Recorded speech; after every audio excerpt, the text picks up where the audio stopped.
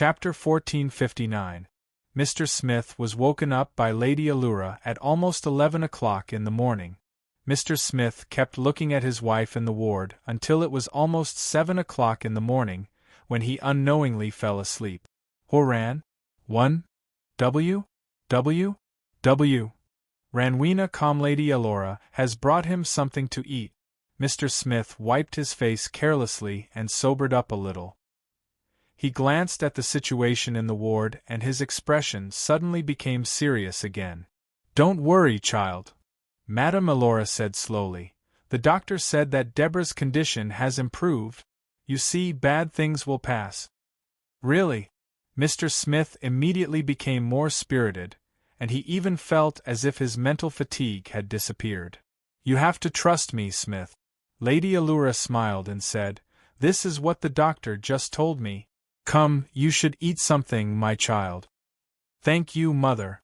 Mr. Smith nodded. Then, he remembered something. "What's wrong with Joe?" Speaking of Joe, both Mr. Smith and Mrs. Allura felt very strange. The child had disappeared for a whole day yesterday, but then magically appeared in the hospital lobby. When the police found him, they couldn't wake him up no matter what. Because of this, Mr. Smith and Mrs. Allura had been nervous for a long time. If not for the fact that Joe was in the hospital and had been examined by the doctor, who said that there was nothing wrong with his body. But if there was nothing wrong with his body, why couldn't they wake him up? "He's awake too," Madame Allura said with a smile. "The doctor has examined him. Joe's body is very healthy.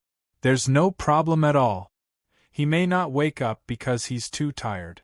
But I'm thinking that perhaps when Deborah's condition stabilizes, we can take Joe to a bigger hospital for a checkup." Of course, this was necessary. Mr. Smith did not even hesitate. He thought about it and said, "Mother, why don't you take Joe home to rest first? I'll stay here and look after Deborah." If both of them were exhausted, what would happen next would be even worse. Madame Allura nodded and then brought Joe over from another ward. She then called for a taxi and headed straight home. Mr. Smith watched his mother and son leave and immediately returned to the door of his wife's ward. He twisted his neck and subconsciously wanted to yawn, but he found that he seemed to be unable to. He didn't seem to feel tired at all. Obviously, he didn't have much time to rest, but this was a good thing.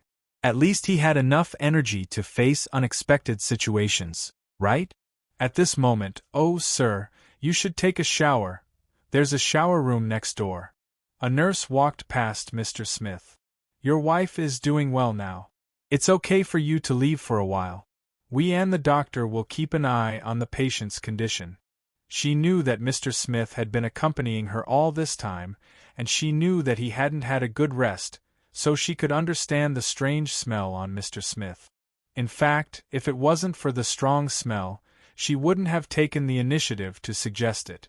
Mr. Smith subconsciously sniffed his own body, but he didn't smell the smell that the nurse was talking about.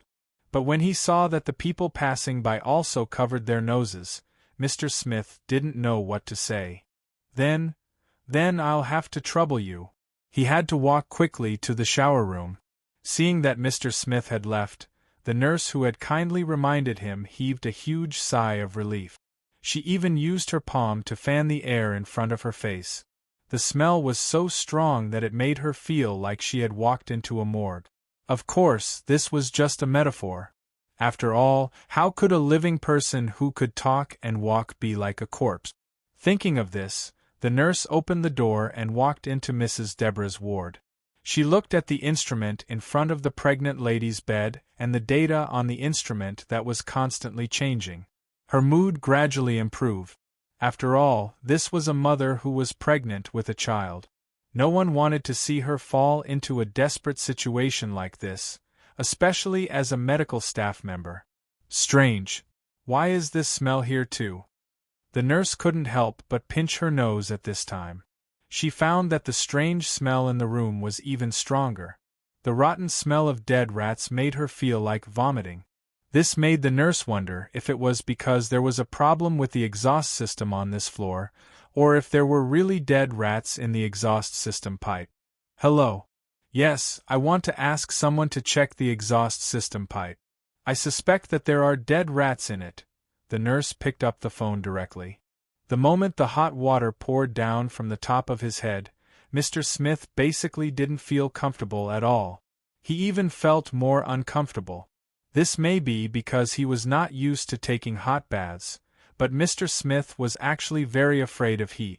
Since he woke up from the hospital half a year ago, he had become very afraid of heat. Even in the winter, he would choose to take a bath with cold water. He didn't even catch a cold because of this. Because he was afraid of heat, he even spent a lot of money to install an air conditioner in the kitchen of the restaurant. In terms of working environment, Mr. Smith's small restaurant might be the best in the whole town. Because he really couldn't stand the hot water, Mr. Smith hurriedly washed up, left the bathroom directly, and then hurried back to his wife's ward. At this time, Mr. Smith learned that the hospital was sending people to check the exhaust pipe, but he didn't care too much. He just silently guarded his wife's side. "We will be fine, Deborah," Mr. Smith said softly. After Mr. Smith left, a cleaner walked in while pinching his nose. The cleaner frowned at this time. He had to endure the rotten smell and start working. He had already heard that there might be dead rats hidden in the exhaust system of the hospital, and now it was being checked. So much, the cleaner stopped at this time because he found a lot of hair in one of the washing rooms. This was obviously not the amount that a normal person would lose in a day. It was like pulling out the hair of an animal after scalding it with hot water. The cleaner couldn't help but think of the man who just walked out, and thought that this gentleman was really pitiful. He didn't look very old, only in his 30s, but his hair loss was so serious. The cleaner touched his thick hair at this time. When she returned home, Mrs. Allura remembered that when she left yesterday, she made a lot of food. Now that it had been left for such a long time, she was afraid that it had already gone bad. It would take a lot of time to deal with it.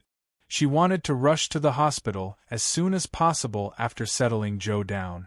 On the way back, Mrs. Allura had already contacted the neighbor's wife and asked her to take care of Joe for a day.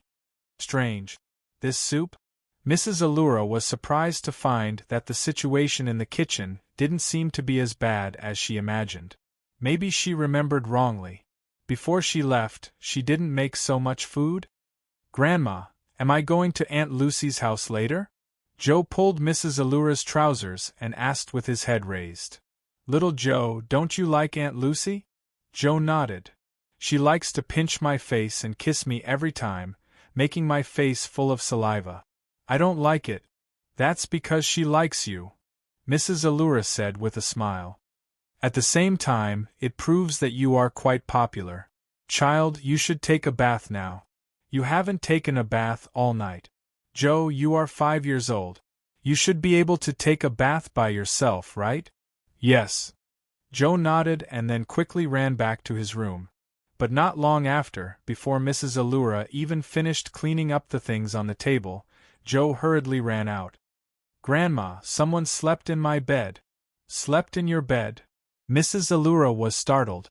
She was a little puzzled and then followed Joe to his room to take a look. In fact, Mrs. Allura really didn't see anything. The child's room was originally like this. She really couldn't figure out how Joe was so sure that someone had entered his room. "Child, I've checked. No one has entered your room," Mrs. Allura said sternly. "Believe me, child. I still have to tidy up and go to the hospital later, so you have to take a bath as soon as possible and then go to Aunt Lucy's house, okay?" "Okay." Joe pouted and gently closed the door. He leaned against the door. He really felt that someone had slept in his bed. It seemed that someone had been in the house. That person's breath was everywhere. It was Mr. Death. At this moment, a head suddenly fell from the top and rolled to Joe's feet. This frightened Joe so much that his eyes widened.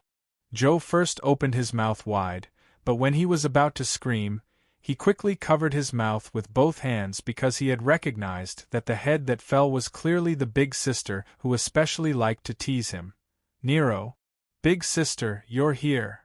Joe was surprised and happy at this time, although he couldn't say why he was happy to see such a terrifying big sister.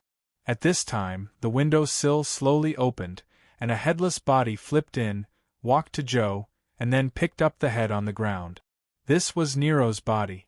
She held her head casually at her waist so that her head was almost the same height as Joe's. She narrowed her eyes and smiled. Little brat, open your mouth. Big sister will treat you to a big mushroom. At this moment, she stretched out her arm. Who the hell knew where she had picked up a piece of mushroom? I don't like mushrooms. Joe shook his head. Hades, Nero said coldly, then looked at Joe's expression. Joe blinked at this time and looked at the big sister in front of him with a puzzled face. Big sister, what are you talking about? What is Hades? Obviously, for a 5-year-old child, it was impossible to know who Hades was, and it was even impossible to know the legend of this legendary Hades. Nothing. Nero shrugged, then her arm stuffed the mushroom directly into Joe's mouth. Come, eat it and grow up quickly. Joe couldn't help but widen his eyes. After the initial discomfort, Joe found that this mushroom was actually chocolate-flavored. This turned out to be a mushroom-shaped chocolate candy. Joe couldn't help but remember that the big sister almost ate all his chocolate beans last time. He suddenly felt a sweet feeling. Nero put her head back on her neck at this time, then looked at Joe's room as if thinking about something. Her eyes suddenly turned, and then a smirk appeared on her face. Joe shuddered subconsciously. Sure enough, Nero looked at him with a smile and said, Kid, do you want to be the bait again? Joe blinked, then stepped back in fear. He stuck to the door, and his whole body shrank into Nero's shadow at this time. Scared, no don't. Downstairs. Allura was washing dishes while talking to her husband on the phone about Deborah. Although her husband had quarreled with her son Smith for many years because of some conflicts, her husband was still very concerned about the situation here. At this time, Mrs. Allura heard some sounds, so she raised her head and shouted upstairs, Joe, be quiet, I'm talking to your grandfather on the phone. The movement upstairs disappeared at once. Mrs. Allura didn't care, and continued to chat with her husband, who lived far away. You are really too stubborn. Can't you empathize with me a little? Mrs. Allura, who was arguing with her husband, didn't realize that her grandson was being caught by a silver-gray leopard at this time manner. Old immortal, I really didn't know that your life was so bitter. Mien Mien looked pitiful at this time, looking at the sorrowful Tainzi. She blew her nose hard, and a pile of tissues piled up on the ground. God knows why this star creation creature has a nose and can even use it? Sigh. It's all tears. Tainzi sighed at this time, but it doesn't matter. I feel much better with Miss Mien Mien listening to my complaints. Miss Mien Mien, you are really a kind person. I will pray for you every day. Thank you so much, old immortal. Mien Mien thought for a while, then mustered up her courage and said, Old immortal, what can I do for you? It's coming, it's coming. This little girl is so gullible. Tainzi. The plan worked. He cleared his throat and quickly took out a piece of paper. Miss Mien Mien, as you know, we're actually being controlled by that black-hearted maid in secret. You see, even our great master is bewitched by this black-hearted maid. Yes, yes. Mien Mien nodded seriously. So, can you secretly hand this thing over to master? Tainzi said mysteriously. Remember, you must take advantage of that black-hearted woman's absence to give it to master. Okay, old immortal. I will definitely do it. Don't worry. Mien Mien clenched her fist and said seriously. Why does this pillow have a fist? Tainzi thought silently. Chapter 1460. Perhaps Mien Mien was too simple a creature, at least that was what she seemed to be. Why did he say that? You see, old immortal. Only said that the content of the note was very important, and that it must only be seen by the owner and must not be leaked. Otherwise, there would be no end of trouble. The bolster agreed very solemnly. She really didn't look at it, but directly stuffed it into her body. Don't get me wrong, she just unzipped it and stuffed the note into her body. As a bolster, it was normal to have a zipper, don't get me wrong. Old immortal, don't worry, I'll definitely do it. You're really a little cutie. Tainzi patted Mian's body gently. He suddenly felt that even with his thick skin, he couldn't take it anymore, so he quickly said, Miss Mian, it's getting late. I'm afraid that I'll be discovered by that black-hearted woman if I'm out for too long.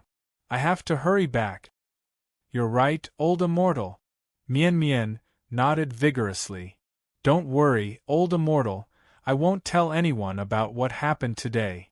What a simple little girl. Tainzi suddenly thought of Yu Sanyang, who was just a cute little girl back then. But now, he could only sigh and say, yesterday was yesterday. After that, Tainzi quickly slipped away from the attic window. As for Mian, after taking another look at her little master, Luoya, who was still sleeping, she obediently returned to Luoya's side and transformed into a long bolster, squeezing into her little master's hands. It was actually very easy to give the note to her master. After all, there would always be times when her master would be alone with Miss Luoya. Oh my! I really didn't expect that Miss Yu Yi, who looked so dignified outside, was actually so bad. She couldn't help but start imagining all kinds of scenarios in her head. In fact, this bolster wasn't as simple as Tainzi imagined. Tainzi just didn't know that after becoming Luochio's bolster, this bolster stayed on the sofa at home every day. The thing she did the most was to lie down or be hugged by Nanny Rin, and watch all kinds of boring TV series. Do you want to know more about palace dramas? At this time, she had secretly replaced her little master, Loya, as a young mistress who had just entered the harem. Under the old immortal's narration, Miss Maid of the Club had become the cruel and merciless empress who controlled the harem. Little master, don't worry. Mian will definitely protect you and not let you be bullied. Mian whispered in Loya's ear, I won't let you be pricked by needles. She had probably forgotten that with Luoya's body, if she was really pricked by a needle, it would probably be the needle that would cry out first. So good! Tainzi couldn't help but sing a song coquettishly. But when he was about to continue, he sadly found out that he and Mian had been chatting for a long time unknowingly. How long was it? Adam's charging time was almost up. Oh my God! This bolster can actually salivate so much? This old Taoist finally has some time to relax. The old ghost was dumbfounded. In his original plan, 6 hours should be enough for him to do a lot of things. But why did he only do one thing, which was to fool this bolster? He couldn't go back to work. Of course, he had to go back to work. He couldn't be late, he would never be late. Adam's concept of time had always been very strict. Even if he was 1 second late, he would record it in his log. Therefore, Tainzi could only rush back to the computer room, silently waiting for Adam to finish charging. There were about 2 or 3 minutes left. Well, when did this place? Standing in front of Adam, Tainzi suddenly opened his eyes wide. As if he didn't believe it, he directly leaned in front of Adam. To be exact, he directly leaned in front of Adam's head and looked carefully. Suddenly, he broke out in a cold sweat. He actually saw Adam's head. There was a concave place at the back of his head. That's right, it was really concave. And looking at the concave place, it was obviously the place where he habitually knocked on Adam's head. Because Adam wouldn't record this behavior and wouldn't tell on him, Tainzi had always knocked a few times, and never had any psychological pressure, but now why was there a concave place? Could it be that it was because he had knocked so much that dripping water could penetrate a stone, so he had left a mark? But he clearly remembered that when he left in the morning, although he knocked a few times before leaving in the morning, the back of Adam's head was still fine. How could it be concave inexplicably? Could it be that the manor was invaded by the enemy? What a joke! If there were people who dared to invade this manor, they would probably become fertilizer in the garden outside before they walked in, right? After ruling out the possibility of the manor being invaded, Taiyinzi really couldn't think of any other possibilities. After all, at this time, except for himself, the Black Soul envoy, there were no other black souls walking around in the manor. Mian Mian had been chatting with him. As for Miss Loya, wasn't she sleeping all the time? This was done by me. It must be that I knocked too much on a daily basis, so I got sick from overwork. Oh my God! What should I do? What should I do? I'm going to be hung up by the black-hearted servant girl and punished. I'm going to die, I'm going to die. Taiyinzi's face suddenly became extremely pale at this time. At the same time, Adam's charging time was over, and he began to restart himself. Seeing that Adam was about to wake up, Taiyinzi suddenly gritted his teeth. He put his beloved afro wig directly on Adam's head, then turned into a black smoke. Finally, a few seconds before Adam opened his eyes, he directly returned to the world of Master God Project. As for what would happen after that, he couldn't control it anymore. Charging complete. Energy 100%. Charging time 487 minutes. Adam, who had completely woken up, immediately conducted a self-examination. When it found that its charging time was far beyond the preset time, Adam's brain suddenly entered a certain error. At this time, the complicated chip and part of the circuit in its skull suddenly emitted a small spark. The location was about the concave part of its skull. Its electronic eye kept flashing a strange red light. After a while, Adam's electronic eye gradually returned to normal. At this time, it looked at everything in the computer room, then slowly moved away from the charging seat. After that, Adam suddenly whispered, "Eve." Its electronic eye flashed again and finally returned to normal. After that, as usual, it went to its work position and began to continue to monitor the entrance of Master God Project in the modern world. But at the same time, it quietly stretched out a data line to connect to the outside world. It didn't even care that the hosting program it started before charging had ended early, and it even caused the problem of releasing a large number of accounts in the modern world. It even took the initiative to modify the abnormal data so that it looked normal. Peace was restored in the manor just like that, as if nothing had happened.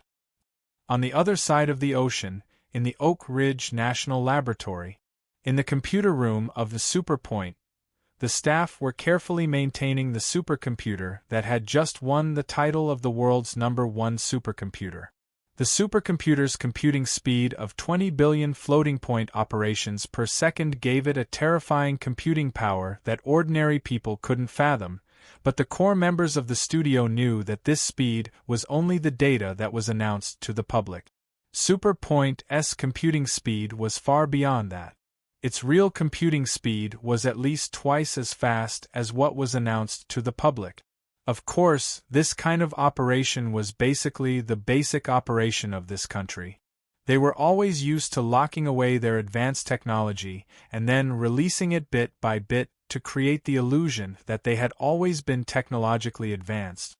After all, it was difficult to explain the capabilities of these technologies by taking out technology that was more than 10 years ahead of the world in one go. Was there really a human who could surpass the world's average by more than 100 years? Of course there is, Brooke thought to himself as he looked at Superpoint in the computer room. As one of the core developers of the Superpoint supercomputer studio, Brooke von Neumann was a firm supporter of the idea that humans had genius brains. He even thought that he was a member of this group of people who had genius brains. Brooke von Neumann might be an unknown name, but he had a world-famous grandfather, the man who was known as the father of computing. However, when the Superpoint appeared in front of the world, Brooke's name was no longer an ordinary one. Mr. Brooke. Mr. Brooke. Unit 3's temperature suddenly soared.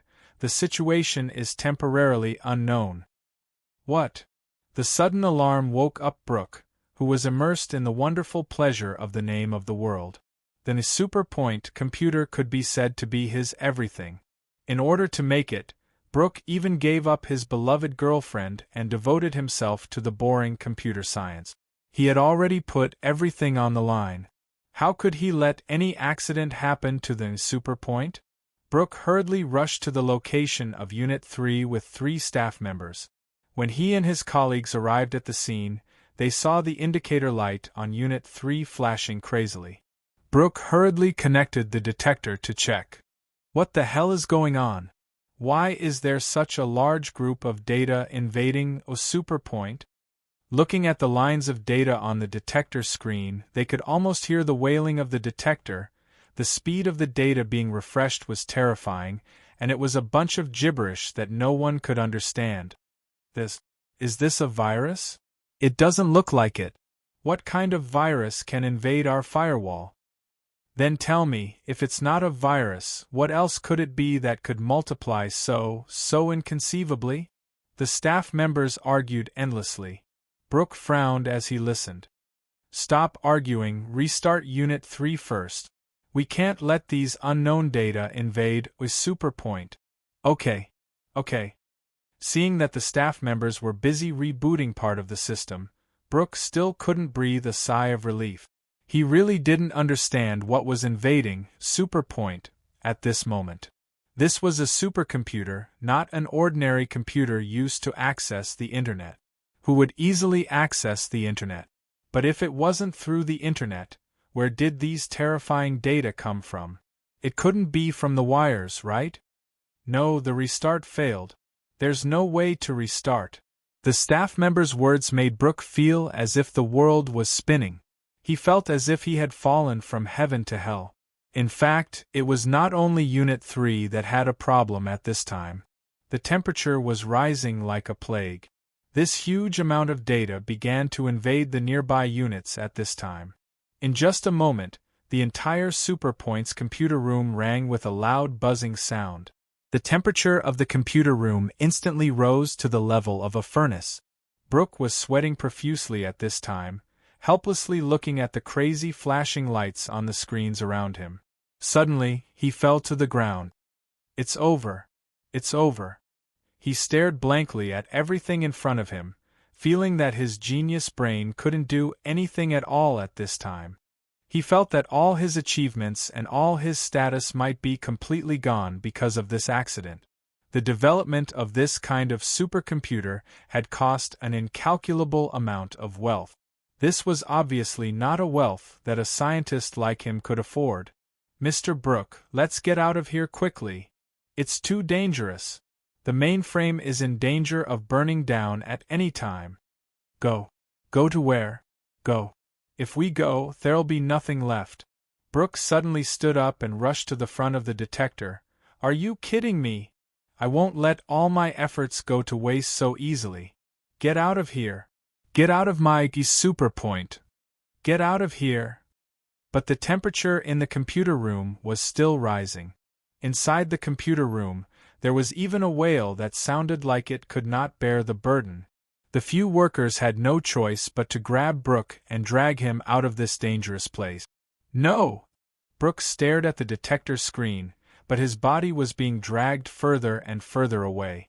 At this time, another set of data suddenly appeared on the detector screen. No, perhaps it couldn't be described as data. It could only be described as a figure composed of lines of code. It seemed to be the figure of a girl. At the same time, the buzzing in the computer room suddenly stopped. Chapter 1461. The commotion in the superpoint computer room soon calmed down. The temperature of the computer room gradually returned to normal. Everyone felt like they were riding a vertical roller coaster. When the temperature of the computer room finally returned to normal, they couldn't help but collapse on the ground. It's okay, it was unknown who said this, but after that, no one said anything. Everyone looked around in silence. They suddenly felt that the computer room that they had worked in for so long was so unfamiliar to them. This was probably the feeling of surviving a disaster. Brooke was obviously not the only one responsible for technical problems in the Superpoint research and development team. There were also several well-known scholars. However, when the problem occurred, they happened to be resting. At this time, they had rushed over as soon as possible. Faced with the inquiries of his colleagues, Mr. Brooke didn't say a word. He just said that he wasn't feeling well and returned to the lounge. His colleagues could check the log left by the mainframe to find out what happened. However, what Mr. Brooke didn't know was that after he returned to the lounge, several key scholars on the team heard the news and came over. They spent a long time trying to find out what happened in the Superpoint computer room. This was because the content of the supercomputer's work log in reality didn't leave any clues about the problem. In other words, everything was normal. They even began to check the surveillance video of the computer room, but they were surprised to find that the computer room didn't show any temperature overload at all. In this surveillance video, after Mr. Brooke entered the computer room with several staff members, he suddenly began to talk to himself and then became excited. As a believer of God, please believe me. I'm not lying, really. The situation at that time was really dangerous. I really want to believe you. But you see, the log doesn't lie, and the video doesn't lie.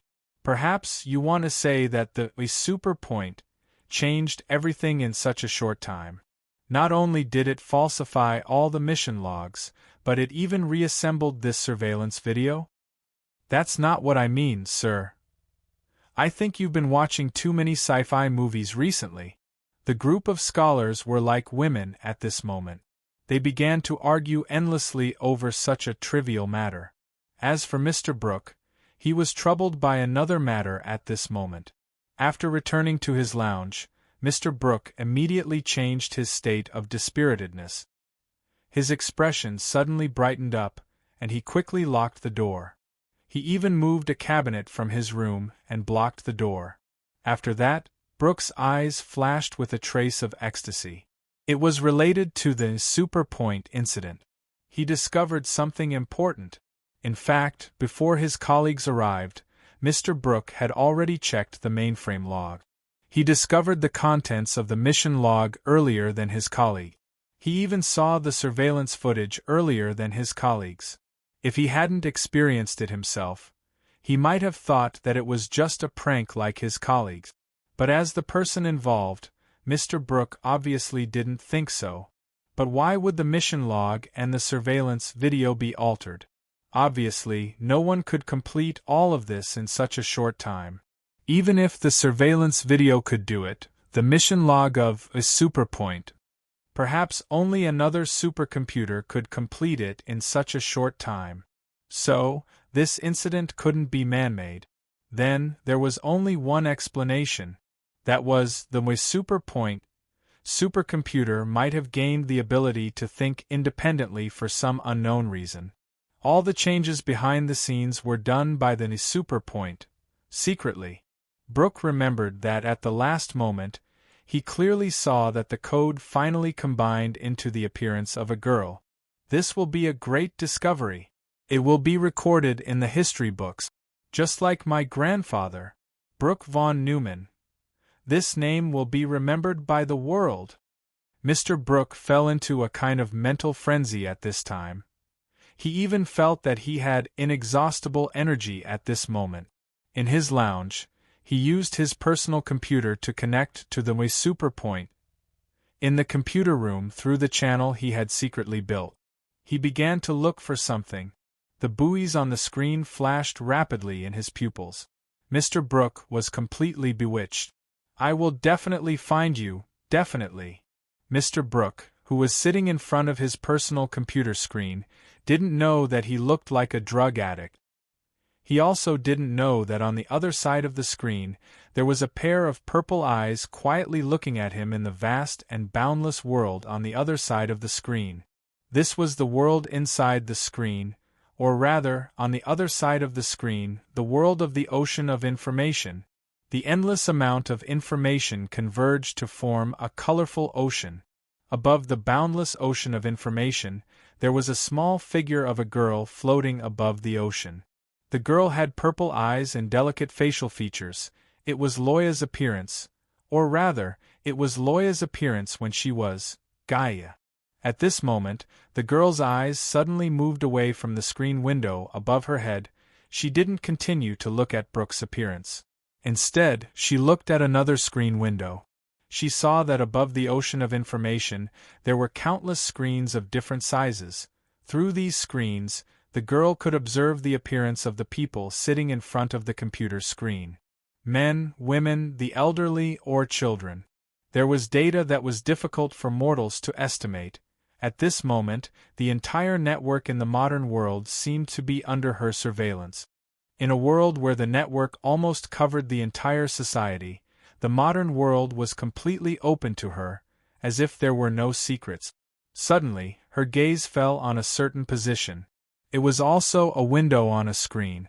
And in front of this screen window there was the appearance of a little girl. From the image of the screen window, the little girl seemed to be sick and was lying on the hospital bed. The little girl's nose was even connected to an oxygen tube. The little girl was indeed lying on the hospital bed. At this moment, she was using a tablet to watch her favorite cartoons. She had no idea that she had fallen into someone's line of sight. And at this moment, the girl who was deep in the ocean of information adjusted the image of the little girl in front of her, zoomed in.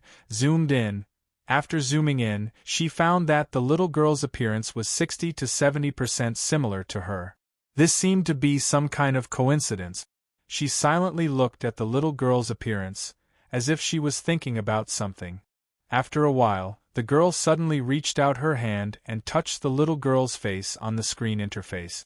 Of course, the girl couldn't really touch the little girl's face. She stared blankly at her hand that didn't touch anything. Then she suddenly raised her head and gazed at the little girl's face again. I need this body. But obviously, no matter how much she wanted to get it as a data that could only exist in this virtual world, she couldn't really do anything. She needed a real person who could help her finish her work. Soon, the girl's eyes fell on Mr. Brooke again. She looked at the face of this man who was full of fanaticism and obsession, tilted her head, and directly opened a new window. This was the information window that she used to communicate with the outside world. At the same time, Mr. Brooke, who was continuously checking the data of the superpoint, a small dialog box suddenly popped up on the work interface of his personal computer. It read, Brooke von Neumann, I need you. Looking at the text in this small dialog box, Mr. Brooke suddenly panicked. Then, he was ecstatic. He knew that his guess was right. At this time, some incredible changes were happening in the superpoint supercomputer. It had a mind of its own. But as a scholar who loved computers, Mr. Brooke was more willing to see this as the superpoint had its own soul. I need you too. Oh, dear. You're so awesome. He was already a bit incoherent, and he couldn't even think of how to communicate with this dialogue box. He even started to dance with joy. However, the girl in the ocean of information still looked indifferent. All kinds of data appeared on Mr. Brooke's screen interface. These were all data from the analysis of Mr. Brooke's facial expressions. Even the micro-expressions were not missed. The communication between the girl and Mr. Brooke continued quietly on the other side of the ocean, in an old school building built on the edge of the Serene coast. The club, or rather, the director of the Butterfly Society, directly skipped the afternoon class after having lunch together in the cafeteria. This was because Boss Luo found something that interested him: the missing case of Claudia's father, Dr. Shegiat. Perhaps it was due to his father's influence. Luocio preferred decryption games since he was a child. Of course, he didn't play these games much when he grew up, but this was one of the few interests that he could still keep. It was obviously too troublesome to investigate the missing Dr. Shegiatu from the beginning. Because of the Master God plan, Boss Luo was obviously in a state of surplus. He directly bought the investigation data of Dr. Shegiata's missing case. Of course, it was only the police investigation data. The value of this information was actually very high. It basically contained everything that the police could find out so far. At the same time, it wasn't too close to the truth. For a fan of decryption games, this distance from the truth was just right. You can't give me a hint. Boss Luo made a copy of the data and gave it to Miss Maid. At the same time, he looked at her and said, "You are much smarter than me. Probably no woman could resist the praise of the man she liked, not to mention, this was her master." Miss Maid smiled and opened the information casually. She knew how to read. Otherwise, she would not know the cause and effect. Even she could not give her master some help in thinking without leaving a trace. Well, this archaeological project is also in Egypt. Boss Luo found a very interesting coincidence when he looked at the data. The police finally determined the place where Dr. Shegiata participated in the project based on his flight, accommodation, expenses, and other travel information. It should be somewhere in Egypt. The location of Dr. Shegiata's archaeological project is actually the same as the coordinates that Miss Witch gave me. Luochu blinked at this time. Miss Maid reminded him appropriately. According to the information provided by Ms. Maria, she also inspected an ancient site in this place and found a mysterious ring. But the point is, Ms. Maria was there before Dr. Shegiata. There is a long time difference between them, Luochu said, but the existence of the mysterious golden pupil is among them. This netizen who called himself Golden Pupil even translated an ancient text found in the former boss Luo's room. Luochu actually subconsciously ignored this matter, but recently he unlocked a certain restricted service purchased by his former boss, and then he noticed the existence of Golden Pupil again. It seems that it is necessary to find out the true identity of Golden Pupil. Miss Maid nodded at this time. Currently, we seem to have only one clue about Golden Pupil, which is Claudia. Luochu said, to be precise, it is the communication record between Dr. Shegiatu and Golden Pupil that Claudia kept. In fact, there was also the social media account that Luochu registered when he contacted Golden Pupil, but it was hard to say whether the two golden pupils were the same person. Chapter 1462. In the lower reaches of the Nile River, there were about 80 pyramids scattered around. They recorded a once brilliant civilization, but until now, no one had been able to fully explore the secrets of this civilization. It was an era that existed in the modern world, and was known as one of the origins of civilization. To this day, countless scholars were still active in this area. Of course, other than the normal scholars, there were also people who had the idea of searching for treasures. They were not only treasure hunters among the humans, but there were also some non-humans who walked in the dark and were not known to the world. Of course, in terms of efficiency, it was obvious that the Inhumans were much more efficient. In terms of treasure hunting, humans were naturally at a disadvantage. So, until now, what humans could find are only fragments of ancient civilization or some useless cultural relic. The truly valuable things have long fallen into the hands of the Inhumans. What are you talking about, Mr. Alto? Arya, who was riding on a camel, turned around and asked curiously. Arya grew up in the desert and was a very reliable guide. Therefore, many teams that came to search for treasures or research liked to ask him for help. For example, Mr. Alto, who he was now serving, was one of Arya's old customers. This was the 5th time he acted as a guide for Mr. Alto, so they were quite familiar with each other. In the past year, this was the 3rd time Mr. Alto had entered the desert.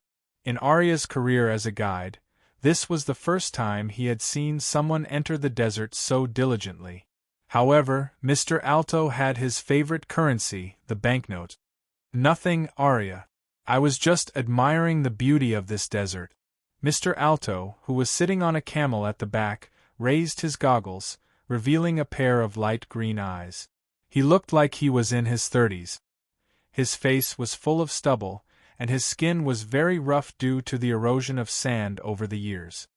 You are absolutely right, Mr. Alto. Arya nodded in agreement. My companions told me that the outside world is more beautiful, prosperous, and comfortable than here. They often told me to wait until I have earned enough money to leave this place, but I have never thought of that. I really can't think of a better place than here. I was born to belong to this place, so I won't leave this place until I die of old age. That's a good idea, Arya. Mr. Alto opened the water bag and took a sip. He then slowly said, "This will save you a lot of trouble. Believe me, Arya, the outside world is not as good as what your companion described." "So that's why you come here so often?" Arya asked jokingly. Mr. Alto smiled but did not say anything. Instead, he took out a map from his luggage and began to study it carefully. Arya did not find it boring. Usually, when he was not a guide, he lived alone, so he had learned to be quiet. In fact, there were only Arya and Mr. Alto on this trip. 4 camels, 2 were for riding, and the other 2 were for transporting luggage. They had been out for 7 days already. Arya silently calculated their resources and realized that they only had 3 more days to travel before they had to return. Although there were places where they could replenish their water supply along the way, they obviously did not have enough food to sustain them. Unless they chose a more hard-working survival mode, then they would be able to move forward for another 2 days. "Mr. Alto, you still haven't found the place you want to find?" Arya could not help but ask again after playing for a while. "Arya, if I don't find it before this trip ends, I think I will enter the desert again in a short period of time." Mr. Alto did not look up. He was still looking at the map. "After this trip back, let's rest for a week, then choose another direction to enter the desert." A week of rest was more than enough, so Arya did not object. After all, if there was money to be made, no one would dislike it. Mr. Alto's offer was always very generous. Although Arya did not intend to leave the desert, it did not prevent him from managing his place well, and enjoying himself. "Oh right, Mr. Alto, why did you come here alone this time?" Arya could not help but ask curiously. "I remember the last time was half a year ago. Didn't you have a group of companions?" "Oh, I kind of miss Professor Siegiatu. He is really a humorous and knowledgeable gentleman." "They won't come again." Mr. Alto still did not look up. Even his tone did not change. "Forever." Arya was stunned for a moment, but he did not continue to ask. Never ask too much about the customer, unless the customer took the initiative to talk about it. This was one of the rules of the desert. "Oh, I think if I really have to say something I don't like about the desert, it must be because the signal here is too bad." Arya simply took the initiative to change the topic. "Damn, the live broadcast I am watching is actually stuck. Hey, I am still waiting to see this chick take off her clothes." "What kind of live broadcast are you watching?" Mr. Alto finally looked up and glanced at Arya.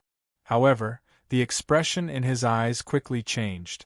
In an instant it became solemn. He saw that the desert sky in front of him had suddenly turned dark yellow. The wind blew, and the sand was blown, like waves on the sea, wave after wave. This was the sign of a desert storm. "We can't go any further. We need to find a place to settle down immediately." "Arya!" Mr. Alto suddenly shouted. Arya naturally knew what was going to happen. He immediately nodded and then rode the camel quickly. At this time, Mr. Alto looked at the yellow sand in the sky and secretly shook his head. Humans were really too weak. If it was inhuman, probably this level of desert storm would not even be in his eyes. He suddenly reached out and held something on his body. It was a pendant tied with a string. It was an eye-like pendant. This style of pendant was not uncommon in this land. Even many tourists would buy some in the nearby market as a souvenir. The Eye of Horus. This was a symbol in ancient Egyptian myths and legends. "Oh, damn, there is signal here!" Arya suddenly shouted at this time, and even danced with joy. You better get out of the desert quickly and go to the outside world. The signal in the outside world is very good, Mr. Alto sighed helplessly. The outside world was really too dangerous. Obviously, it was better to stay inside. The world in the Master God Plan game was safer. After all, there was a majestic palace that he had built himself, and he existed here as the Master God of the Moon. It was a great existence. Therefore, Taiyinzi, who had rolled back from the modern world, saw the paradise that he had built with his own hands and immediately forgot about the troubles in the outside world. As for the problem of the back of Adam's head, what back of his head? There was no such thing. The old priest had been working diligently here. Brother Taisetsu could testify for him. Brother Taisetsu. Taiyinzi, who had flown into the palace, suddenly pinched his throat and called out attentively. He still made himself look like an immortal, but he did not see Taisetsu in the room where the magic mirror was placed. However, Taisetsu definitely did not leave here.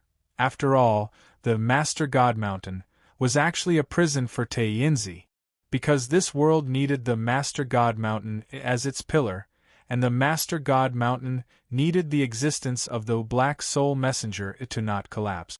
In other words, Taiyinzi actually could not leave this place for too long, otherwise the Master God Mountain would collapse and cause a terrible disaster in the Master God Plan world. Therefore, he could only get a minute of rest after working for a certain number of hours. He did not have this kind of treatment before. At that time, he was at most addicted to this game world, but in fact, he would occasionally leave and jump around outside, but since the Penglai treasure house incident was over, he had become like this now. She actually said that I was too good at jumping around, so I couldn't stay in this world for too long. While looking for Taisetsu in the palace, Taiyinzi thought to himself indignantly, "What does this vicious woman think I am? A devil incarnate? A peerless jinx? Bah! I also sneaked out for a few hours this time. Is there any problem outside? Is there any problem? Humph! Oh, God! Brother Taisetsu, so you are here." Finally, Taiyinzi saw Taisetsu and the mother and daughter that Taisetsu had created with the magic mirror in a garden in the side palace. At this time, Taisetsu and the mother and daughter were sitting under a fruit tree, hugging each other. The little girl had fallen asleep in the arms of Taisetsu and the woman. Seeing this scene, Taiyinzi opened his mouth, then frowned and did not say anything. Instead, he quietly waved his hand to stop the environment of the garden from changing, but to stay in the current state temporarily. Otherwise, the sky would be dark and the birds would return to the forest. This was the world, a completely dynamic world. It would not stay. It could only stay like this temporarily. Taiyinzi glanced at it quietly and then slipped away unhurriedly. Then, he went to other palaces and casually summoned some servants to serve him. While waiting for the sunset of the main God Mountain, he yawned in boredom. He felt that he was about to fall asleep, and his eyes became drowsy, like an old sugarcane that was about to go moldy, and began to turn red inside. In a daze, Taiyinzi felt that he had suddenly become a small person, not that his body had shrunk, but that he had returned to the time when he was young, or even young. He dreamed that he was herding cows on the mountain. There were many cows in his house, and he had to go out to herd cows every day. He felt that this was the happiest thing. Suddenly, one day, he saw someone flying in the sky. The immortal stepped on a flying sword, looking majestic, and he was very envious. Suddenly, the immortal landed in front of him, gently pressed his head and said, "Are you willing to learn the method of immortality from me?" He nodded, and then his eyes became blank. He was taken to the sky by the immortal, leaving the place where he herded cows. Master, the afterglow of the sunset slowly reflected in Taiyinzi's eyes, and reflected a patch of red. He yawned and then woke up. Looking at the sunset that was about to disappear, Taiyinzi suddenly recited softly, "White jade capital in the sky, 12 buildings and 5 cities." The immortal touched my head, tied my hair and received immortality. Mistakenly pursuing the joy of the world, rather unreasonable and confused. The 96 holy monarchs, floating clouds hang an empty name. The slaves behind him were also created by the magic mirror, and they only listened to his orders. At this moment, the slaves suddenly burst into tears. That was because the Tyene Master God had once said that once he recited a poem, they had to cry, and they had to cry desperately. What are you crying for? Are you looking for death? You are crying like a funeral. I'm still alive. Don't King cry. Tainzi suddenly stood up and scolded these slaves. The slaves immediately lowered their heads and stood obediently, and they really stopped crying. Get lost, get lost. Get lost and go eat.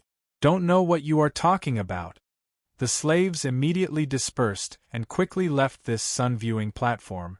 Tainzi shook his head and suddenly raised the third finger of his right hand toward the sun that was about to fall completely, and snorted, "You get lost too!" The sun instantly fell into the mountains, and only a faint gray light was left in the sky. No one was there anymore. Tainzi sat down and then burst into tears. He really looked like a crazy old man. After crying for a while, he stopped, casually wiped his face, and then snapped his fingers. The antique sun-viewing platform suddenly turned into a modern dance hall. A man wearing bell-bottoms and a hairstyle appeared on the stage at the same time, singing "Always on My Mind." While singing, a figure slowly descended to Tainzi's side. Taisetsu. But at this time, Taisetsu was alone. The mother and daughter had been left somewhere in the palace by him. He saw Tainzi, and seemed to not know what to say several times. Finally, he said awkwardly, "Brother, are you in such a good mood to listen to music?" Tainzi immediately put on an eager smile and laughed. "After all, this is your brother's hobby. Brother Taisetsu, how are you today?" "Very good." Taisetsu simply replied, "Brother, I don't have much but I have more rooms." Tainzi said straightforwardly, "I will set aside a side hall for them to live in. I will also send some slaves to serve them. Brother Taisetsu, you can rest assured." Taisetsu was silent for a moment, and then slowly nodded, "Thank you." Tainzi chuckled and said, "After all, we are all working for the master. We are brothers, there is no need to say thank you. Brother Taisetsu, you are welcome to come here often. By the way, there is one thing that I hope Brother Taisetsu can do me a favor." "Go ahead." Daz nodded. He was naturally an understanding person. Tainzi was so enthusiastic when he came up. Naturally, he had a plan. "It's about today's matter. I hope Brother Taisetsu can keep it a secret." Tainzi said seriously at this time, "You know, leaving my post is really.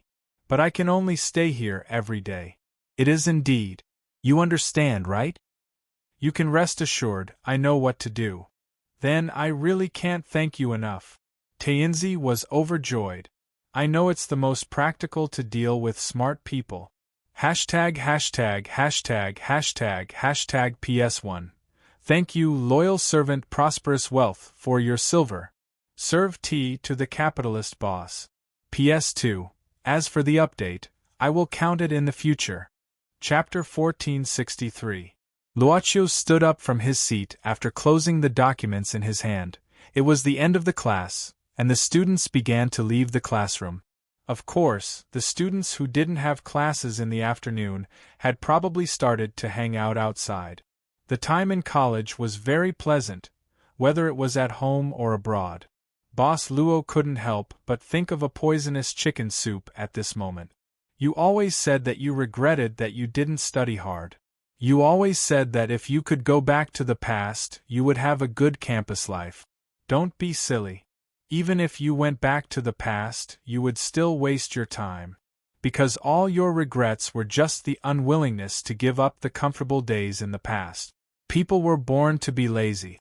It felt good to be lazy all the time." Luochio couldn't help but smile, feeling that this kind of joke was very interesting. Experiencing the campus life again made Boss Luo have an indescribable feeling. At this time, he remembered that if he hadn't entered the club more than a year ago, he should be in his 3rd year of college now. At this time, Miss Maid looked at him doubtfully. Miss Maid, who seemed to have a mind of 7 orifices, probably couldn't guess where her master's thoughts were at this time. "Master, do you have any new discoveries?" Yu Yi blinked and asked curiously. They spent the afternoon studying the information about Professor Xie disappearance in a butterfly society. Although many directions were listed, they hadn't determined which aspect to start from. Of course, the reason why they were so leisurely was naturally that the master and servant of the club didn't lack time. "No, I just suddenly thought of an interesting thing." Luoqiu smiled and said, "If you could go back to the past, what would you want to do the most?" No one had ever asked Miss Maid this question.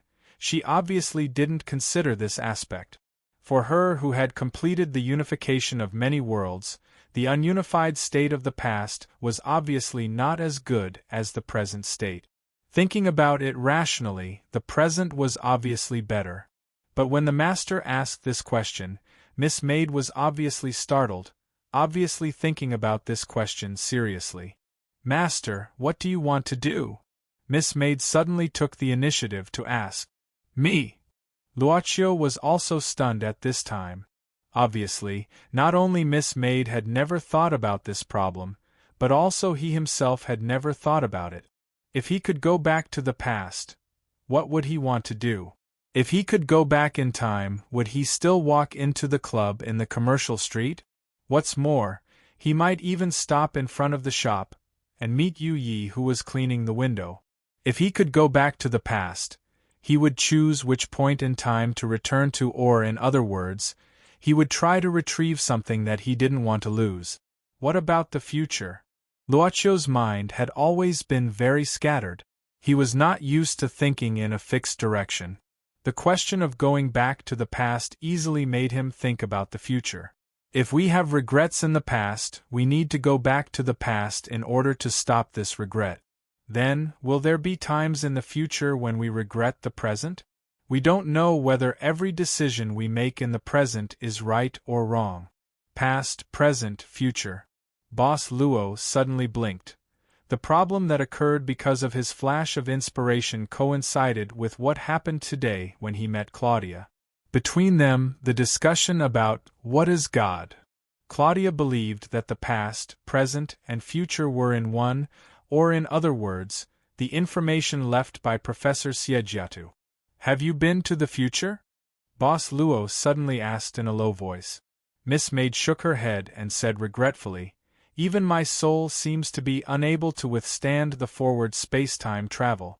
But if you want to say whether there has been any action of peeking into the future, it is probably the practice of observing the different development of multiple worlds through the gap between dimensions. But in the end, the different subworlds are not on the same timeline. They are just different possibilities that have been separated from the beginning." Hearing Miss Maid's answer, Boss Luo couldn't help but be stunned, because he never thought that Yu Yi really peeped into the future. "I can't do it."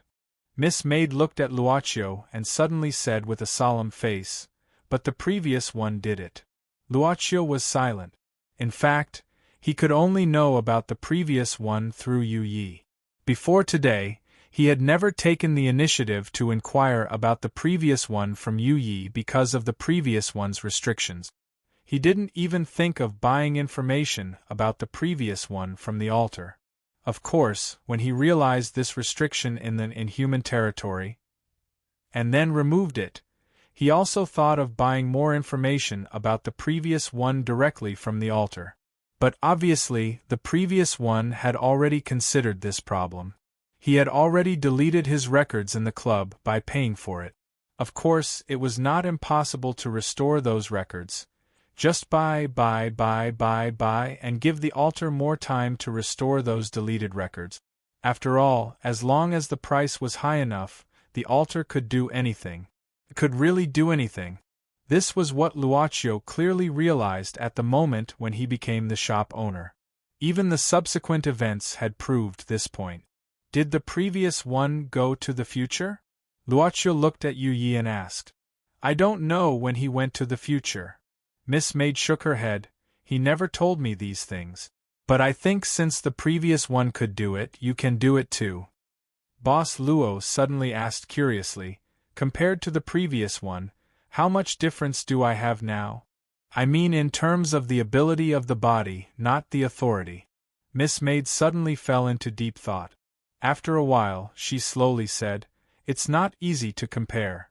The previous one's body was very strong. It was the eternal, indestructible body. Even if I took back my body and attacked with all my strength, I'm afraid I couldn't hurt him. I mean, without relying on the absolute defense of the shop owner. As for you, master, actually, your current body is still very easily injured. At the very least, someone of Miss Long's level can easily hurt you. There were not many people like Miss Long in this world. Luoqiu thought for a while and felt that even without the absolute defense of the shop, his safety factor was actually very high. Of course, even if someone can kill your body, master, you can still be resurrected from the altar. Miss Maid smiled and said, So it's not necessary to improve your body. Besides, you can do what the previous one couldn't do. I believe you should have some experience, right? Sometimes your thoughts can directly distort reality. Although you can't distort reality accurately at will now, but when you can fully master this ability, even the previous one with the eternal indestructible body may not be your opponent. Distort the attribute of eternal indestructible to destructible, something like that? Luoqiu thought for a while and said, That's right. Miss Maid nodded. Everything has its own attribute. This attribute determines its existence. The attributes of the eternal indestructible body are eternal and indestructible. But in my opinion, master, your ability to distort reality can completely change the attributes of eternal and indestructible. Well, Boss Luo joked, why do I feel more and more that in the future, I will become the great demon king that all the transcendents of countless worlds work together to kill? Miss Maid smiled and said nothing, but silently thought that if those transcendents of the subworlds really wanted to do this, she would raise the flag in her hand and kill them all outside the door. Forget it, let's stop this question here. Boss Luo shook his head. At this time, he remembered Black Soul No. 9's advice that he should not peep into the future. After all, no matter how I distort the present world, I can't distort the past and the future. Let's go back to the manor, it's almost time to prepare dinner. That's true. Miss Maid smiled slightly, she also thought so.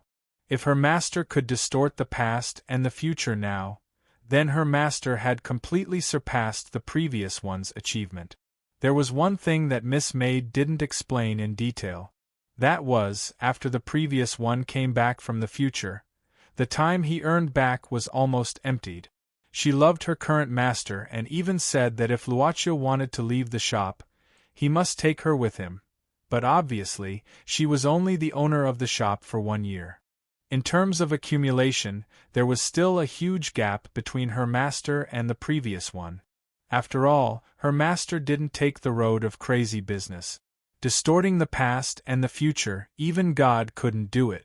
If creating life was the forbidden zone of God in front of human beings, then distorting the past and the future was the forbidden zone of God.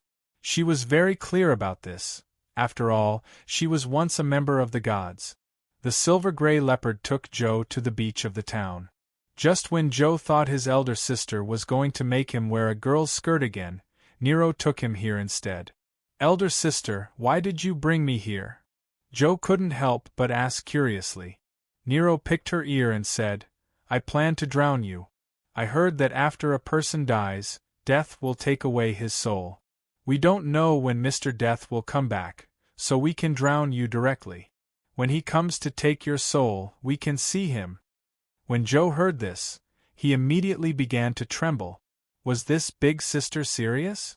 But she did look very serious. Joe couldn't help but think of what this elder sister had done during this period. It seemed that she would definitely do what she said she would do. She wasn't joking.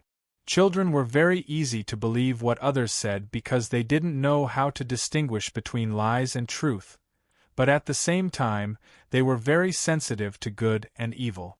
What made Joe very confused was that although he was very scared, he didn't know why, but at the same time, there was an indescribable sense of security in his heart, as if as long as he was with this elder sister, he didn't need to be afraid of anything. "Elder sister, are you really going to drown me?" Joe asked nervously at this time. "Of course." Nero nodded and at the same time directly reached out and lifted Joe up. "Do you want me to hold your head and drown you, or do you want me to throw you directly into the sea and then you struggle to drown yourself? Of course, if you are afraid, I can knock you out and throw you into the sea. Choose one." "No." Joe shook his head desperately. It was one thing to have a magical sense of security, but drowning himself was another thing. "It's so troublesome. Just throw me into the sea." Nero glanced at the sea ahead. "Don't worry, there are no sharks here. You won't be bitten to death. Anyway, just close your eyes." "No." Before Joe could say the word "want," his body was thrown into the air by Nero as if he had lost gravity and flew into the sea ahead. Nero threw him out like a wild ball. His body suddenly fell into the cold sea. The sea water poured into his eyes, ears, mouth, and nose, which made Joe very uncomfortable. He had to instinctively struggle, and his hands and feet began to swim wildly in the sea. Nero, on the other hand, was very satisfied with this scene. At first, it was like this. She even laughed happily. But soon she found that she couldn't laugh, because Joe's body didn't sink to the bottom of the sea at all. "Why haven't you sunk yet?" "Elder sister, I can swim." Nero blinked and then sighed. She raised her hand and Yamato shot out from her arm. Without thinking, she slashed at Joe who was in the sea. "What a lunatic!" At this time, a loud shout came from afar. Yamato's blade light was almost in front of Joe. At this time, a black shadow rushed from the sea and blocked in front of Joe. He crossed his arms and directly blocked Yamato's slash. After that, he reached out and scooped Joe out of the sea. Then he quickly returned to the beach and glared at Nero. "Yo!" Seeing this figure, Nero directly stretched out her hand to greet him. She even stuck out her tongue. Because the person who had saved Joe was none other than old Hades, who had disappeared for half a day. Hades glared at Nero and said, "Do you always act recklessly like this?" Chapter 1464. She always messes around like this. If this was said by Taisetsu, who had spent the most time with Nero during this time, then Nero would not feel strange at all. But this was said by this guy who claimed to be Hades. So, Nero had to consider the other party's reason. Through Yamato's contact with Hades, Poulin, and Joe, Nero already knew that their souls were the same. What kind of people's souls were the same? Of course, the same person's soul would be the same. This seemed to be the simplest question. But Hades and Joe appeared here at the same time, and their souls were also separate. And Poulin, although he was not on the beach, he obviously existed in this town at the same time. Nero had been a transcendent for almost 20 years, but she had only been a black soul envoy for less than 3 months. The knowledge of a transcendent was undoubtedly far beyond the imagination of ordinary people. But obviously, the knowledge of a black soul envoy was not comparable to an ordinary transcendent. The problem was that her time as a black soul envoy was too short. In terms of knowledge, Nero knew that the boss was very powerful, Miss Maid was very powerful, and Taisetsu was also very powerful. In fact, she did not have much progress. So she did not understand. She did not understand why Hades, Poulin, and Joe had the same soul. How could they exist at the same time, and exist separately? "It seems that you really know me?" Nero put down Yamato, then waved at the angry Hades and said, "Come over and tell me what's going on." Unexpectedly, Hades shook his head at this time and said, "I don't intend to explain anything to you. This matter ends here. Please don't get close to him and his family." The him, in Hades's words, was naturally Joe in his arms at this time. Although the child did not drown after falling into the water, he fainted again after being touched by Hades. That brother of yours seemed to have said something similar to me. Nero blinked and said, "So why are you two so obsessed with the Smith family? Is there any special secret in this?" Hades shook his head. "Nothing. Mr. Smith's family is just ordinary people." "Oh, then I'll go back and kill them all." Nero blinked and said, "Anyway, you should know that this family is actually dead, but they were forced to live. I will be back soon, remember to wait for me." Hades immediately frowned, but he didn't say anything. In fact, he was quite clear about Nero's character. Since it was something that she could say, then she could basically do it if there was no accident. At this moment, seeing that Nero was about to enter the town, Hades couldn't help but sigh. He made a move against Nero. Quietly, like a stealthy shadow, he suddenly appeared in front of Nero. But Nero's combat awareness was obviously superb. Facing Hades' surprise attack, not only did he not panic, but he suddenly showed an excited expression. "Last time in the warehouse, I was only halfway through, old ha." Nero laughed and waved his Yamato in a series of random but extremely fast slashes. "Please don't randomly change other people's names, thank you." Hades looked at her expressionlessly. Facing the slashes of Yamato, he calmly dodged. "The name is too long to remember." Nero obviously didn't care about what he said. She was like a beast following her instinct, and don't be distracted, otherwise you will be killed. "I know," Hades said expressionlessly. "You didn't go easy on me from the beginning. I dare not be distracted." "I didn't go easy on you?" Nero suddenly stopped. "I did." Hades was a little surprised. He looked at her doubtfully and vigilantly, because he knew that this woman's way of thinking could not be guessed by common sense at all. Suddenly, Nero's figure disappeared in front of Hades.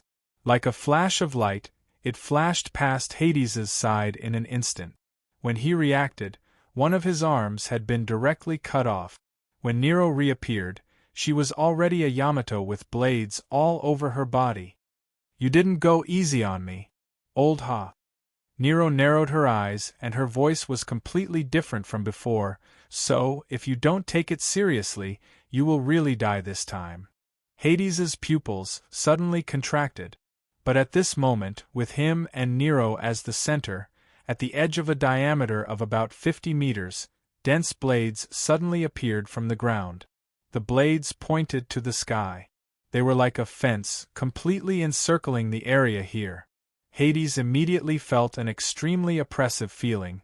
The space within a diameter of 50 meters had been completely locked down. "This time, we can't escape." Nero laughed shrilly and then attacked again. She flashed past Hades again like a flash of light. This time, Hades was injured in the abdomen. There was no blood flowing out of the cut abdomen, but a large amount of mist escaped. The Yamato Nero didn't stop at this time, but continued to turn into flashes of light, cutting Hades's body. Finally, Hades let out a muffled groan of pain. Nero stopped once again. But her giant claw-like palm that was covered by sharp blades was still grabbing a part of Hades's body that was torn off. This was the part torn from Hades's shoulder, and at this time, it turned into ashes in Nero's palm. Nero blew it away gently, and then said indifferently, "I will soon get tired of this game of cat and mouse. Why don't you tell me the secret? If you tell me, they'll stop." "Hades Appa." Hades knelt on the ground. Facing the Yamato Nero, he couldn't help but feel powerless. He knew that if this continued, not to mention completing the task that he had to complete, he was afraid that leaving this area would be an extremely difficult task. "I knew I shouldn't have seen you." He smiled bitterly. "You are right. You can't find a person in the world who likes you like this." "Thank you for the compliment." Nero's smile disappeared at once and she shrugged. "So your tone of familiarity really makes me feel uncomfortable. I'm tired of it." She turned into flashes of light again. Hades's pupils contracted again at this moment. He knew that Nero really wanted to kill him this time. As someone who had the ability of a Hell King, he was so sensitive to the approaching of death. So he suddenly gritted his teeth. The flash of light came. Only a ding. It was followed by Nero's exclamation. This time, Hades was actually safe and sound. Something blocked Nero's knife-covered palm and blocked her attack. A slender saber. Yamato. At this time, another Yamato appeared in Hades's hand. It was also this Yamato that blocked Nero's flash attack. Because it was Yamato, Nero recognized it immediately. Because she recognized it immediately, she subconsciously hesitated at the moment of attack. Hesitation delayed the time, giving Hades enough time to react. Nero took a few steps back and stared at Hades strangely. She scratched her head and asked curiously, "Old Ha, are you also a divine general of the club?" "No, why do I remember that there is only one Yamato instead of a pair? Why is your Yamato the same as mine?" This was not a replica, but the real Yamato, another real Yamato. And the Yamato that had fused with Nero was also humming inside Nero's body. Obviously, it also felt a sense of disbelief and strangeness. At this time, Hades slowly stood up with the support of the blade. He looked at Nero with a complicated expression. "If possible, I really don't want you to know, but what?" Nero was even more curious. Hades sighed at this time. "I have to go, big sister." After that, Hades held the Yamato in his hand and directly waved it at the blades that were blocking the periphery. A gap suddenly appeared in the circle of blades.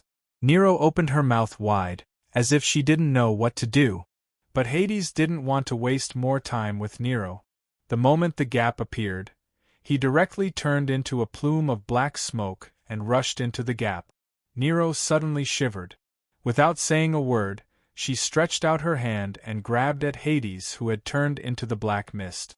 A magical scene happened. Hades, who had rushed out desperately, flew back at this moment. Moreover, during the process of flying back, a long saber even flew out from the black mist that Hades transformed into and finally flew directly into Nero's hand. The gap that had been opened closed once again. Hades once again staggered and fell to his knees. He was about to rush out, but the exit had been closed once again. He suddenly felt a wave of powerlessness. Nero didn't care about the miserable situation of Hades at this time. Instead, she stared at the long saber in her hand. "Yamato. What the hell? Is this really my Yama blade?" She actually felt her own soul imprint on the Yamato that she had taken from Hades. This thing really belonged to her. That was why it had obediently returned to the hands of its real owner when she had casually searched for it. Nero waved the saber in her hand casually and frowned. "But why is this broken thing so weak? Where's the saber spirit?" The blade was dim and not as active as Yamato, which had merged with her. Instead, it looked like a damaged defective product. Nero's frown gradually loosened. She remembered that the Yamato had never been damaged in history until it was given to her by the club. So there was only one possibility for this broken Yamato that had her soul imprint and was in a damaged state. This broken Yamato came from the future. "You're a grown-up brat?"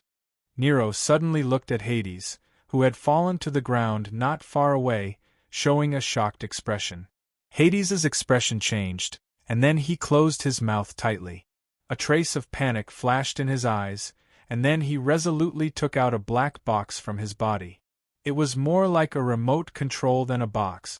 It was only half the size of a palm, with 2 prototype buttons in blue and red.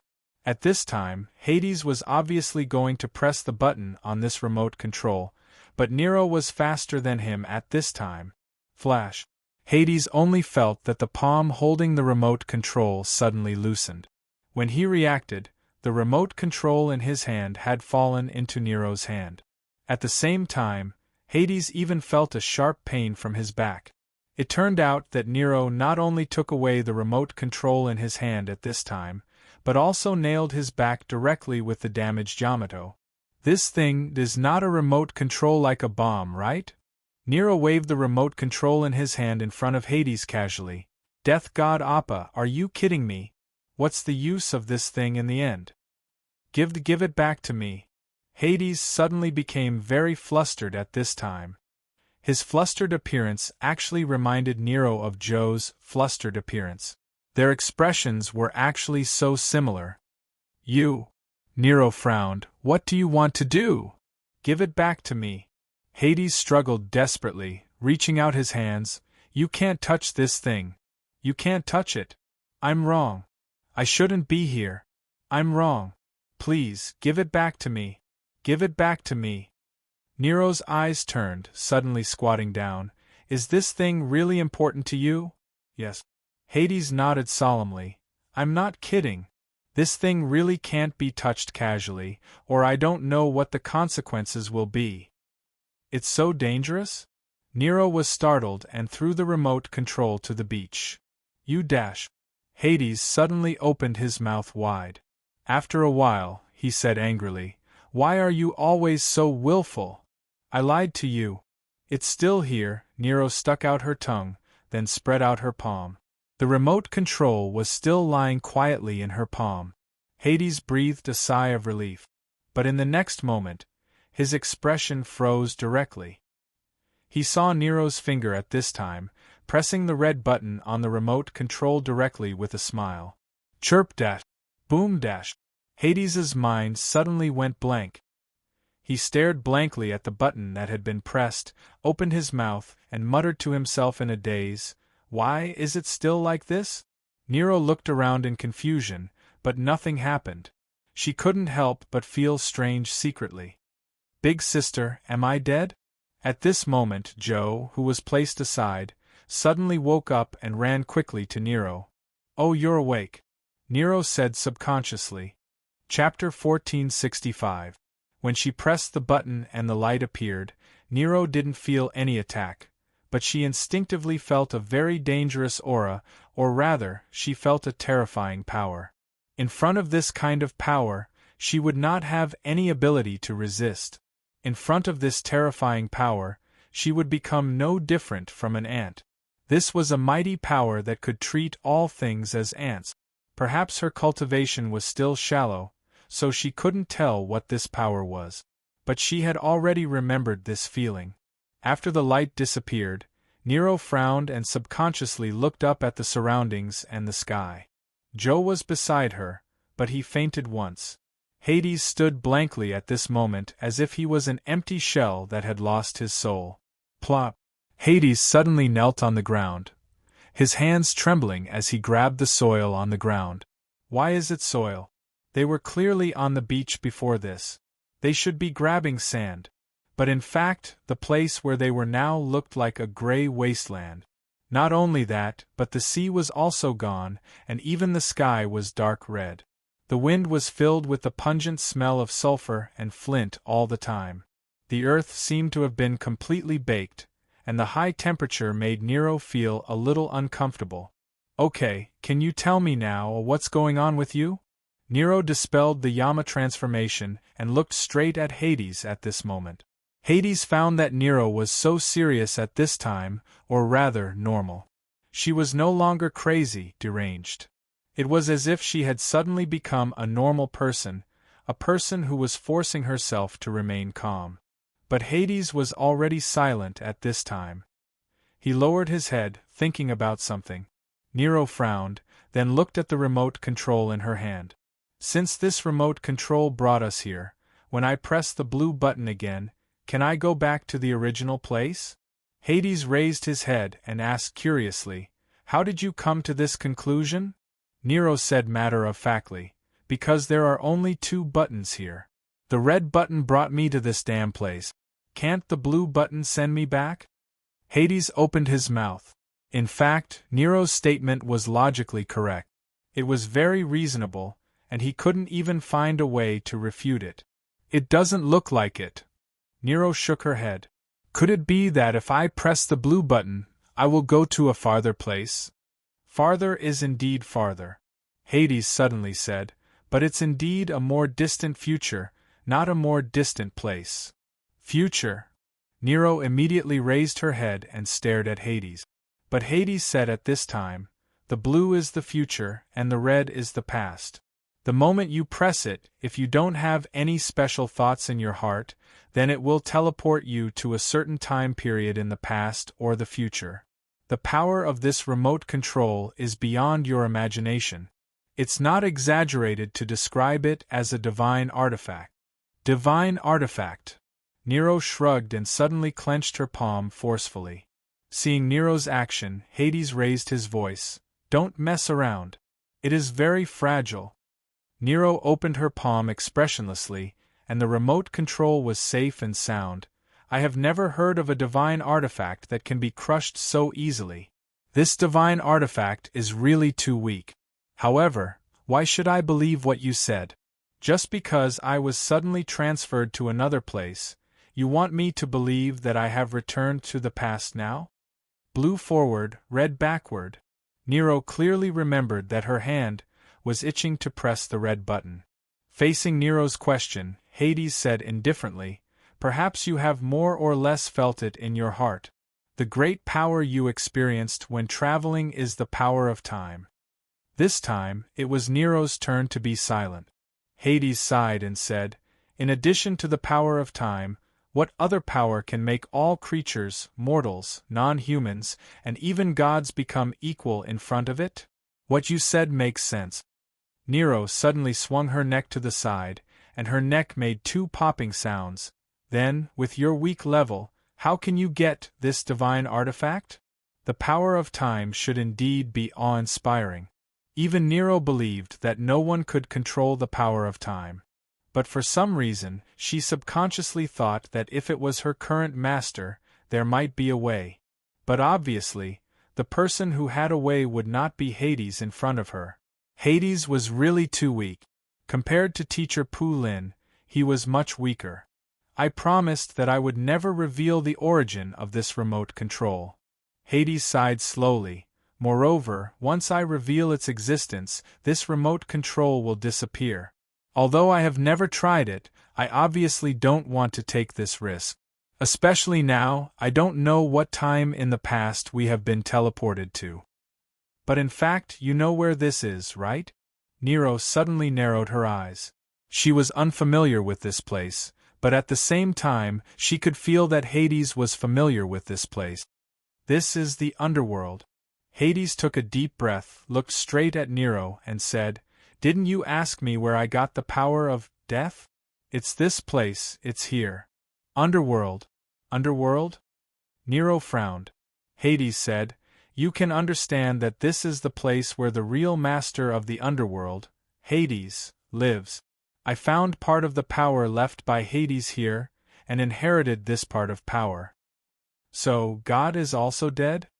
Nero said sarcastically, "As Hades, the god who controls death, he also died. This is really interesting." Hades. Old Ha opened his mouth, but in the end, he didn't know what to say. Nero was right. As Hades who controlled death, he also died in the end. This was indeed a big joke. Nero shook her head. She suddenly carried Joe on her shoulder. It seemed that she was ready to leave. Old Ha asked subconsciously, "What are you going to do?" Nero said matter-of-factly, "Of course, I'm going to find a living thing and ask to see if you are lying. Just by feeling, you can say that this is the past. Do you think I'm a little girl who can be tricked into a hotel with a popsicle?" Hades smiled bitterly, but Nero directly transformed into a silver-gray leopard, preparing to run into the dark red sky. But something unexpected happened. Nero, who had just completed the transformation, fell to the ground at once. She quickly returned to her original appearance, and even her face looked a little pale. "And my power?" Hades stepped forward, reached out to pull Nero up, and said, "Do you think there is no price to pay for activating the remote control? Every time it is activated, it will consume a lot of power. You are really amazing. You can still jump around after activating it for the first time. After I activated it for the first time, I couldn't move for a whole day and night." Nero didn't touch Old Ha's palm but stood up slowly. "Have you activated it many times?" Several times, old Ha said casually. Nero looked at this guy quite seriously. I'm afraid several times is just a conservative statement, right? If it consumes such a huge amount of power every time. Nero suddenly understood why old Ha was so weak in his imagination. This guy probably used most of his power in time travel if this remote control did have the ability to travel through time. Although the consumption was indeed unexpected to Nero, if she really traveled back to the past, the price was only to drain most of her power, which was actually an acceptable price. She did not lose this part of her power permanently, but she didn't know why it became very slow to recover. But without this remote control, even if she was hundreds of times stronger, Nero didn't think she could break the barrier of time and travel between the past and the future at will. Therefore, what made Nero afraid was actually the power of this remote control itself, and the person who made it. After all, the remote control was just a prop. It must be made by the person who made it. The person who made it gave it this ability to travel, which meant that the person who made it had the ability to control the past and the future. Although it was through pressing a button to achieve the past and future travel, it was still borrowing the power of this maker after all. Nero's own power was probably just a switch to open this power. Thinking of this, she couldn't help but be very interested in the maker who made this remote control. She once carefully looked at the remote control in her hand. But, just as Hades's heart skipped a beat, Nero directly lifted the battery cover behind the remote control. You didn't hear it wrong, she did lift the battery cover, and saw two number 7 batteries inside, a certain battery. This is... Old Ha leaned over at this time and watched Nero take out the battery behind the remote control in surprise. Nero ignored Hades and directly stuffed the battery in her hand into her mouth. This made old Ha's face twitch for a while, but soon Nero spat out the battery she swallowed again and said slowly, "Hey, this thing is really a battery, and it has no power." "Oh, this thing is really a battery, and it has no power." "You be careful," old Ha reminded cautiously. "Haven't you taken this thing apart?" Nero stared at him in disbelief. Who dares to take apart this dangerous and strange artifact? For no reason. What if it can't be put back after being taken apart? What if it becomes unusable after being put back? Can this remote control still be used now? There's nothing new. Nero looked at old Ha's appearance at this time and shook her head. The name Hades is quite famous. I didn't expect it to be inherited by a coward.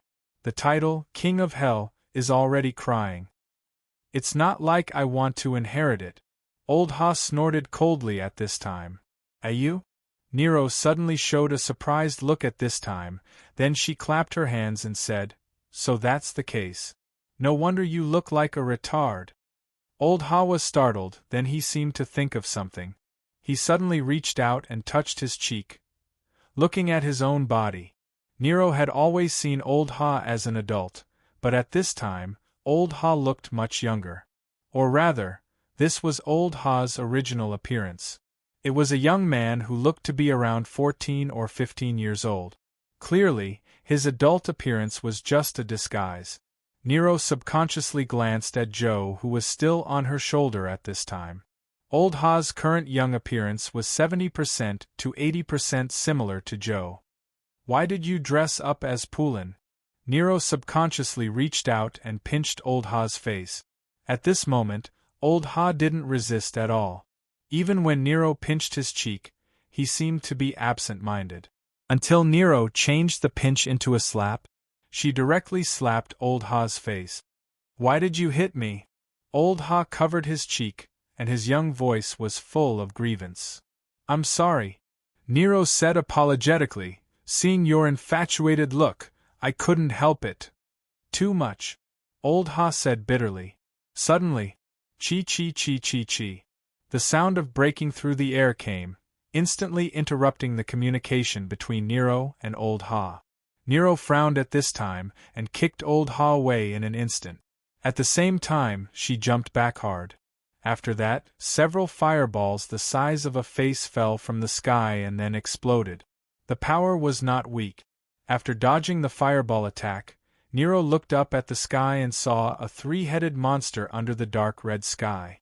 Not only did the monster have 3 dog heads, but it even had a long dragon tail on its lower body. As for the hair on its head and back, it was all coiled poisonous snakes. This appearance reminded Nero of the name of the legendary monster guarding the gate of the underworld. Cerberus. Cerberus. I heard someone discussing the name of my great master, the master of the underworld, Hades. The three-headed monster in the sky opened its mouth at this time and made a fierce voice. You dare to blaspheme the name of Hades in the underworld? I will punish you. Didn't you say that Hades is dead? Nero blinked. Cerberus said angrily, You are dead. My master is in the palace of the underworld. Chapter 1466. My master is in the palace of the underworld. Cerberus's voice echoed under the dark sky. The surrounding temperature was still hot, but old Ha felt a chill. Ran? ENW? W? What? Hades is not dead yet? This. His eyes were filled with disbelief, or perhaps it was more accurate to say that he was terrified. His expression suddenly became agitated as he took a step forward and waved his hand. This is impossible. Hades has fallen. I saw it with my own eyes. Boom. Cerberus spat out a few powerful fireballs from its mouth. The fireball exploded right next to Old Ha, and the shockwave from the explosion made it hard for him to stand still. Ignorant thing, how dare you blaspheme my greater master in front of the great Cerberus? Unforgivable! Faced with Cerberus's angry roar, Old Ha suddenly shuddered. His expression suddenly became flustered. Then, he suddenly looked up and saw Cerberus swooping down. This is the time when Hades was still here. I actually came here. He suddenly looked at Nero because he knew that it was Nero who had activated the remote control this time. The power drawn from the remote control also came from Nero. Facing Old Ha's glare at this time, Nero stuck out her tongue and bought some cuteness. Then, she pointed to the sky and said, You are in danger, why are you still looking at me? Old Ha took a deep breath at this time, then gritted his teeth, as if he thought of something at this moment. He took a deep look at Joe, who fainted on Nero's shoulder, then his body suddenly turned into black smoke. At this time, Cerberus had already fallen to the ground. Its huge claws mercilessly and accurately tore at Old Ha. Rumble! Like a huge rock crashing into the ground, the earth trembled slightly. Amidst the billowing smoke and dust, Cerberus slowly walked out. It shook the 3 heads on its neck at the same time, then looked around in confusion. In the end, it did not succeed in attacking Old Ha, and now it could not even find Old Ha's trace. But this did not make Cerberus feel strange. Anyway, some creatures in hell also had the ability to be invisible. What made it feel strange was that it felt some aura similar to its master, the great Nether King, from Old Ha. But Cerberus searched around with its nose and could not find Old Ha again. He had probably escaped far away. You got lucky. If I meet you next time. Damn guy. You idiot, you actually let the guy who blasphemed against Master escape. I will tell Master. Why am I sharing a body with you 2 idiots? I alone am more than enough for this body. Cerberus's 3 heads began to blame each other, and even the smell of gunpowder gradually became stronger. Seeing this, Nero blinked and then quietly raised her hands, intending to sneak away from Cerberus. Her current state was really terrible. Her strength was almost exhausted, and she did not know when she could recover. In fact, Nero could not even feel any signs of her strength recovering at this time. Therefore, with the principle of fighting if she could win, calling her parents if she could not win, escaping if she could not call her parents, she decisively chose the latter.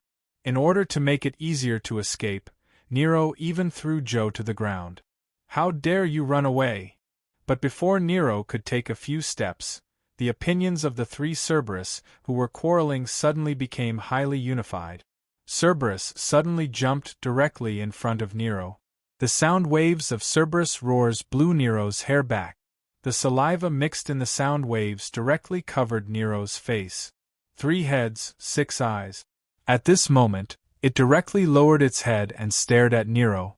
Nero reached out and wiped its face. After that, it blinked and revealed a fawning smile, saying obediently, "Cerberus Appa, I wonder if you need someone to warm your bed?" "Humph." Cerberus snorted coldly at this time. She slapped down with her claws and pressed Nero to the ground. Nero immediately screamed. After that, Cerberus closed her claws and grabbed Nero. At the same time, she also grabbed Joe and rushed into the sky. Nero spat out a few mouthfuls of sand at this time and said pitifully, "Really? Cerberus Appa, don't be so violent. Be gentle. I will make you very comfortable." Cerberus didn't listen at all. She exerted force with her claws and directly grabbed Nero into a ball. If she was not a black soul envoy, she would have probably become a ball of mush. "Cerberus Appa, I will definitely hack you to death in the future. I swear." The voice gradually faded away. Finally, the Cerberus disappeared into the dark sky. On the ground, just at the place where Cerberus, Nero, and Old Ha met, a trace of black smoke suddenly emerged from the gap in the soil. They finally converged, then gradually turned into a human appearance, Old Ha. At this time, Old Ha was silently looking in the direction where Cerberus had disappeared. He seemed to have sunk into deep thought. Suddenly, Old Ha grabbed his head with both hands. Then, he seemed to be upset about something, and then he knelt on the ground weakly. Suddenly, "Do you really want this ability? You have to know that time is a circle, but where you go, the starting point is also the end. You may not be able to change anything at all, I understand. Even so, you are still determined to obtain this power, aren't you, dear customer?" In his mind, he recalled what that person had said a long time ago. Now that he thought about it, it was like what he had said yesterday. But at that time, he didn't believe that things would eventually become like this. It shouldn't be like this. It shouldn't be like this. Old Ha stood up abruptly, gritted his teeth, and clenched his fists. "Time is a circle, and the starting point is the end? I don't believe it. I will definitely change all of this." He seemed to suddenly recover his spirit. Then, he quickly chased in the direction where Cerberus disappeared. According to legend, the 3-headed Hound of Hell was the guardian monster that guarded the gate of the underworld. Cerberus's duty was indeed to guard the gate of the underworld, but most of the time, it was unwilling to stay in front of the gate of the underworld. Instead, it preferred to wander in hell. Soon, Cerberus came to a palace built in a crack. At the bottom of the crack was flowing magma. The heat here was obviously more intense than outside. Cerberus, who fell into the palace, threw Nero, who was caught, on the floor. Then, it pressed the white-haired woman with its claws again. She was too noisy, and her mouth did not stop at all along the way.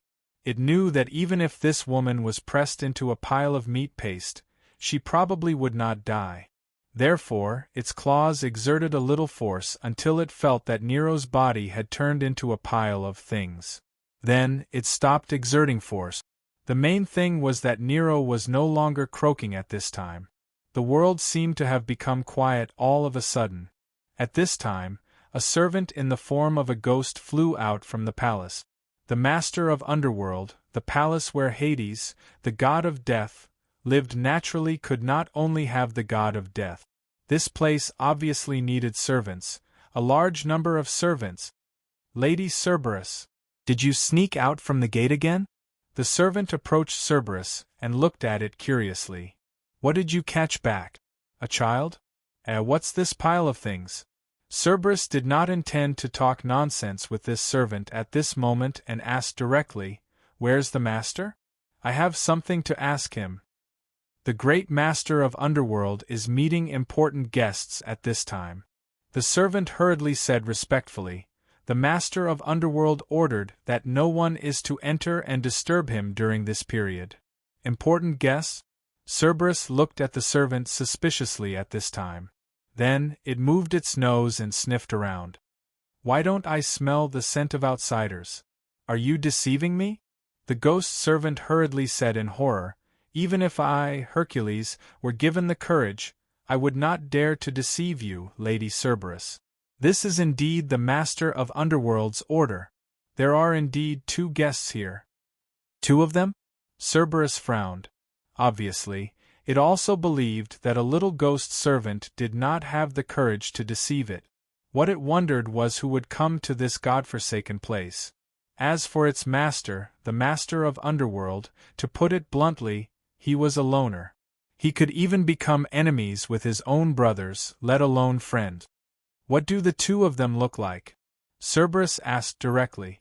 The ghost servant hesitated for a moment, thinking that the master of underworld only ordered not to enter and did not say not to reveal the appearance of the guests, so it whispered, Lady Cerberus, actually, I don't know the origin of the guests. After all, I have only worked here for 40 years, which is too short. I can describe the appearance of these 2 guests. Why can't I remember what they look like? Roar. The Cerberus roared again, and the shock wave from its roar almost blew the spirit away. Spirit, you've successfully angered me. Great Cerberus, Lady Cerberus is going to eat you now. It's true. Lady Cerberus. I swear I'm not lying. The ghost servant begged for mercy in horror. I clearly remember their appearance just now, but their appearance suddenly became blurred from my memory. Now, I can only remember a rough idea. Cerberus did not listen at all. Its 3 heads opened at the same time, revealing dense and sharp teeth. A man and a woman. The ghost servant quickly said, A man and a woman. A man wearing a tuxedo. And a woman wearing a black and white maid costume, very polite. They are all very polite. Lady Cerberus, that's all I can remember now. Cerberus, Lady. The ghost servant could not continue speaking because its body had been directly torn apart by Cerberus. Then, the 3 heads directly swallowed the torn ghost into their respective mouth. How dare you tease Lady Cerberus, you are courting death. Cerberus snorted coldly at this time, and then it was slightly stunned. Its 3 heads lowered at the same time and looked at its feet. There should have been a puddle of black mud-like things here. Nero had disappeared at some point. This damn woman! Cerberus could not help but roar at the sky. That hateful woman actually sneaked away while it was talking with the ghost servant. At this time, of course, she had to sneak away. It should be here. But why does it feel a little strange? Nero quietly wandered in this huge palace built in the crack, looking around, as if she was looking for something, looking for the boss and the black-hearted maid. Nero had heard the conversation between Cerberus and the ghost servant. According to the ghost servant's description, Nero almost could not hold back and wanted to shout, "Hooray!" On the spot. The man and woman described by the ghost servant were obviously its master and the black-hearted maid. As for why the boss and the maid appeared here, and even chatted with the master of the underworld, Nero was too lazy to care about this matter. She was just curious about the club's business that it did not even let go of the underworld market. She did not even doubt the authenticity of this matter, because she did feel the aura of the club, and it was very strong. Although there were too many differences, the essence had not changed. With this feeling, Nero quickly came to the door of a door, and the source of the aura was behind this door. In fact, in addition to the 2 familiar feelings of the club, Nero even felt a very terrifying aura. She felt some of this aura from Poulin and Old Ha, but both Old Ha and Poulin were several levels lower than the one behind this door. Is it really the real Hades? Nero frowned, then pushed the door in front of her with force. Squeak! The door slowly opened, and a mist-like gas slowly spread out from the floor. Nero could not help but shiver, but at this time, she said to the 3 figures sitting inside, "Yo boss, I'm here. Did you miss me?" The room behind the door was silent at this time. The mist gradually dispersed, and one of the three figures suddenly said, "Boss, is this the new employee in your shop? I think she seems to be very similar to your employees, so I let her walk in." Nero finally saw the appearance of the man called the boss. Her mouth opened slightly at once. "Eleanor," the boss slowly said at this time, "is this also the black soul in our shop?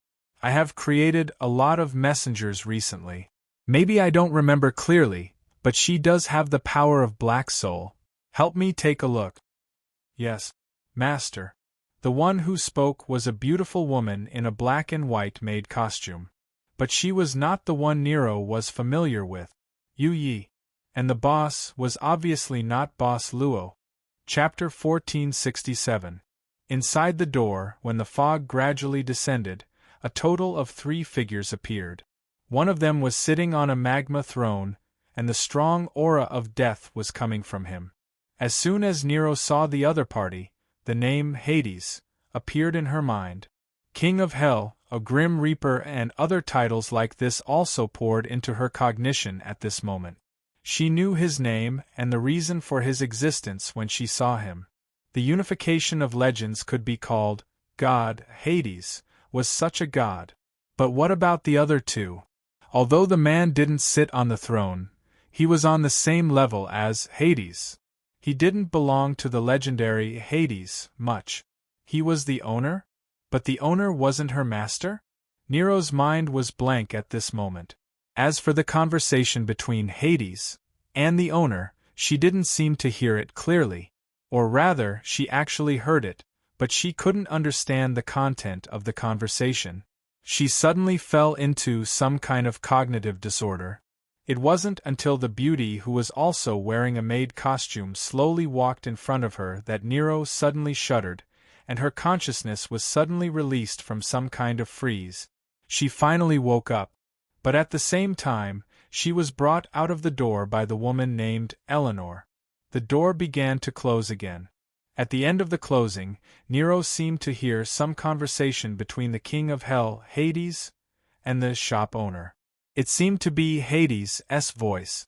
It seemed to be some kind of discussion. "The income from this underworld is not very good. As for the rent on the contract, I don't know if it's possible." As for whether it was possible or not, Nero couldn't hear it clearly because the door was completely closed at this time, and the person in front of her was the maid named Eleanor. Eleanor was looking at Nero expressionlessly at this time, as if she was thinking about something. Nero was the type who was very good at easing the atmosphere. At this time, she blinked and smiled slightly. "I know a person who is very similar to you. She's also a maid. Maybe you two know each other?" Eleanor still didn't speak, and her flickering eyes seemed to be able to see through all of Nero's thoughts. But she suddenly frowned and reached out to grab Nero in front of her. Nero suddenly shouted, "The maid I know is not so rude." Cough, cough, cough. At this moment, Eleanor said in a low voice, "The composition of the body is indeed the source of the foreign body. According to the amount of usage, it is the second highest level. What is your name?" Nero." Eleanor said indifferently, "I think you don't have the courage to lie to me, right, madam? But in fact, I will record all the Black Soul envoys that are of the second highest level or above. But why can't I find your record here? But in fact, my life spirit is indeed hidden in the Ark of the Covenant, if you can open the Ark of the Covenant." Nero forcefully grabbed Eleanor's hand. Her neck was currently being grabbed by the other party. And this kind of contact actually made her feel a suffocating pain. Nero couldn't relax at all. "Are you talking about this?" Eleanor casually waved her hand. On the gray floor, a huge black cabinet actually floated in front of Nero. The Ark of the Covenant, the box that stored all the life lamps of the Black Soul envoys. "It's a pity that your life lamp is not in the Ark of the Covenant. Miss Nero, right?" Eleanor said indifferently. "This is really the Ark of the Covenant." Nero was taken aback. She felt some kind of horror, but at the same time, her mind was extremely jumpy. She even quickly thought of an impactful answer from the confusing situation in front of her. Is this really the past? You are the former boss and maid? The past? Eleanor's expression softened a little, and she frowned for the first time. Madam, are you sure you used the word in the past when you were sober? In fact, I also hope that I am not awake now. Nero couldn't help but laugh bitterly. She also felt very desperate, but the truth was right there. It seems that there seems to be some cognitive dissonance between us. Eleanor quickly calmed down from her doubts. But it doesn't matter, I will correct it immediately. You are indeed a Black Soul Envoy. But since you are a Black Soul Envoy, how can your life lamp not be stored in the Ark of the Covenant? Again? Nero suddenly became agitated. She could already feel the pain of her soul beginning to split. She was indeed a Black Soul Envoy, a Black Soul Envoy personally transformed by Boss Luo. She had already split her soul once and stored it in the Ark of the Covenant. She did not want to experience such pain again. But the Ark of the Covenant's absorption of the Black Soul Envoy's soul was like an irreversible process. She had no chance of resisting at all. After quickly activating the remote control, she was obviously in her weakest state. Otherwise, a three-headed hellhound would not have been able to capture her so easily. In fact, it was not certain who was bullying who. But the pain of her soul splitting did not appear. Soon, Nero could no longer feel the pull of the Ark of the Covenant. It had slowly sunk into the floor. She looked at Eleanor in bewilderment, but she saw that there was no expression on the other party's face. She slowly said, Master said to temporarily stop dealing with you. He has some things to ask you personally. After the discussion with a Hell King is over. So, before that, please wait quietly. Nero heaved a sigh of relief and sat down. No matter what, it was good that she did not have to split her soul for the time being. That's really too disgraceful. Unexpectedly, Eleanor suddenly shook her head. Her calm expression suddenly turned into one of disdain. This gave Nero an ominous premonition. Soon, her premonition came true. Her body stood up under an irresistible force. After that, the place where she was standing suddenly split open, leaving only a space about the size of half a foot for her to stand. She had to maintain a straight posture to maintain her balance. And what flowed under the crack was bright red magma. What a joke! How could a Black Soul Envoy's body be afraid of magma? It's not magma below, it's an incinerator. At this time, Eleanor said indifferently, this is a furnace used to refine the source of foreign bodies. Of course, occasionally, it will be used to recycle disobedient Black Soul Envoys. Alright. Black Soul Envoys are still afraid of magma. Nero suddenly shuddered. How could this maid be worse than the one at home, threatening her like this? Stand still, don't let this dictionary fall. At this time, Eleanor flipped her palm and placed a dictionary as thick as a brick on top of Nero's head. If the dictionary falls, the pillar you're standing on will also break. Nero's eyes suddenly widened. Looking at Eleanor in front of her, the corner of her mouth could not help but twitch. Boss, I don't want to play anymore. I want to go home. Come and save me. Boss. But no matter how she called out in her heart, she was completely unable to get a clear connection with her master. As a Black Soul Envoy, the connection between her and her master became intermittent and faintly discernible. The door finally opened slowly. Nero, who had to maintain her balance every second, saw the door opening at this time. Her mind relaxed, and she almost let the dictionary on top of her head fall. She was so scared that she quickly restrained her spirit and tried to maintain her balance. When the door opened, Eleanor walked slowly to the door, bowed, and waited for her master to come out. Thank you for your generosity, boss. No matter what, I'll pay back the missing part as soon as possible. On the side, she also heard the slightly pale voice of Hades. At this time, Hades was accompanying the boss out, or it could be said that he personally sent him off. When Hades and the boss came out, they naturally saw the scene in front of them. "Boss, what is this envoy?" Hades couldn't help but frown. The boss smiled slightly and said indifferently, "The staff in the shop is a little unruly, so I just punished them slightly. Don't worry about it. Then, we'll visit again at the next deadline, Hades. Of course, you've always been the most punctual one."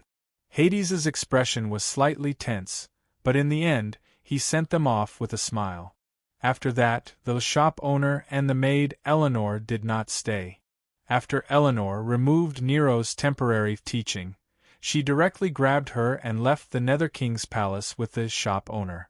Not long after, the three heads of hell hurried over from Cerberus and bumped into the Hell King, Hades, who was obviously not in a good mood. However, the gatekeeper of hell did not seem to realize this. He said sternly, "Great Master, when I was patrolling the mansion of the dead, I met a few creatures who dared to blaspheme you. It's too much, and I've already. At this time, the great divine power of death directly turned into black lightning and struck Cerberus. It even directly struck her out of the palace of Hades. Cerberus, who was struck out of the palace by the black lightning, suddenly saw stars. She hurriedly raised her three heads and saw that above the palace of Hades, dark clouds gathered and turned into the appearance of Hades.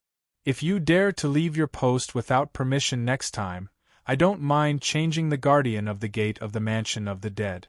Get out!" The three heads of hell, who came in high spirits, didn't dare to speak at this time. Facing the anger of Hades, it could only tuck its tail in horror and didn't dare to say anything. It left the palace of Hades dejectedly. As for the human child that was caught by it, Cerberus expressed that it didn't dare to stay now. As for the life and death of the human child, anyway, it didn't need to care about him. He would naturally die in a few days. After all, this was the mansion of the dead. After Hades's lightning strike, his mood didn't improve. Instead, he became more irritable. Who said that gods didn't have worries? They were actually only gods in the eyes of humans. But they were very clear that they were just a species that was more advanced than humans. Calling themselves gods was just a kind of deception to themselves. God, Hades raised his head and looked at the dark sky of the mansion of the dead. "What is it? We can only be regarded as false gods at most. I'm afraid my mansion of the dead won't last long. What about you? How long can you sit on the throne of Olympus? We who don't dare to go out, in the end, still." Shaking his head, the king who ruled the mansion of the dead slowly walked alone in the empty palace of the mansion of the dead with his hands behind his back. He had long been used to this kind of deathly quiet environment. After all, in the mansion of the dead, death was the only companion. In the eyes of humans, this place was the eternal resting place. Suddenly, the Nether King stopped in his tracks. This was because he discovered a living being that shouldn't exist here. Calling it a living being was a bit inappropriate. As the Nether King, he could tell that the other party should be dead with a single glance. Hades couldn't help but frown. He looked at the child in front of him who was only about 5 years old. "Joe." He looked around blankly. Since he woke up, he found himself in a strange place. His big sister was gone, and he was alone. Everything here was so huge. Huge pillars, huge floors, huge doors. It was dark, and the air was filled with the smell of sulfur. "What's your name?" "Joe. From now on, you'll stay here and accompany me." Hades thought at this moment, and an idea suddenly appeared in his mind. "Remember, my name? Hades." "Joe." Joe was still at a loss.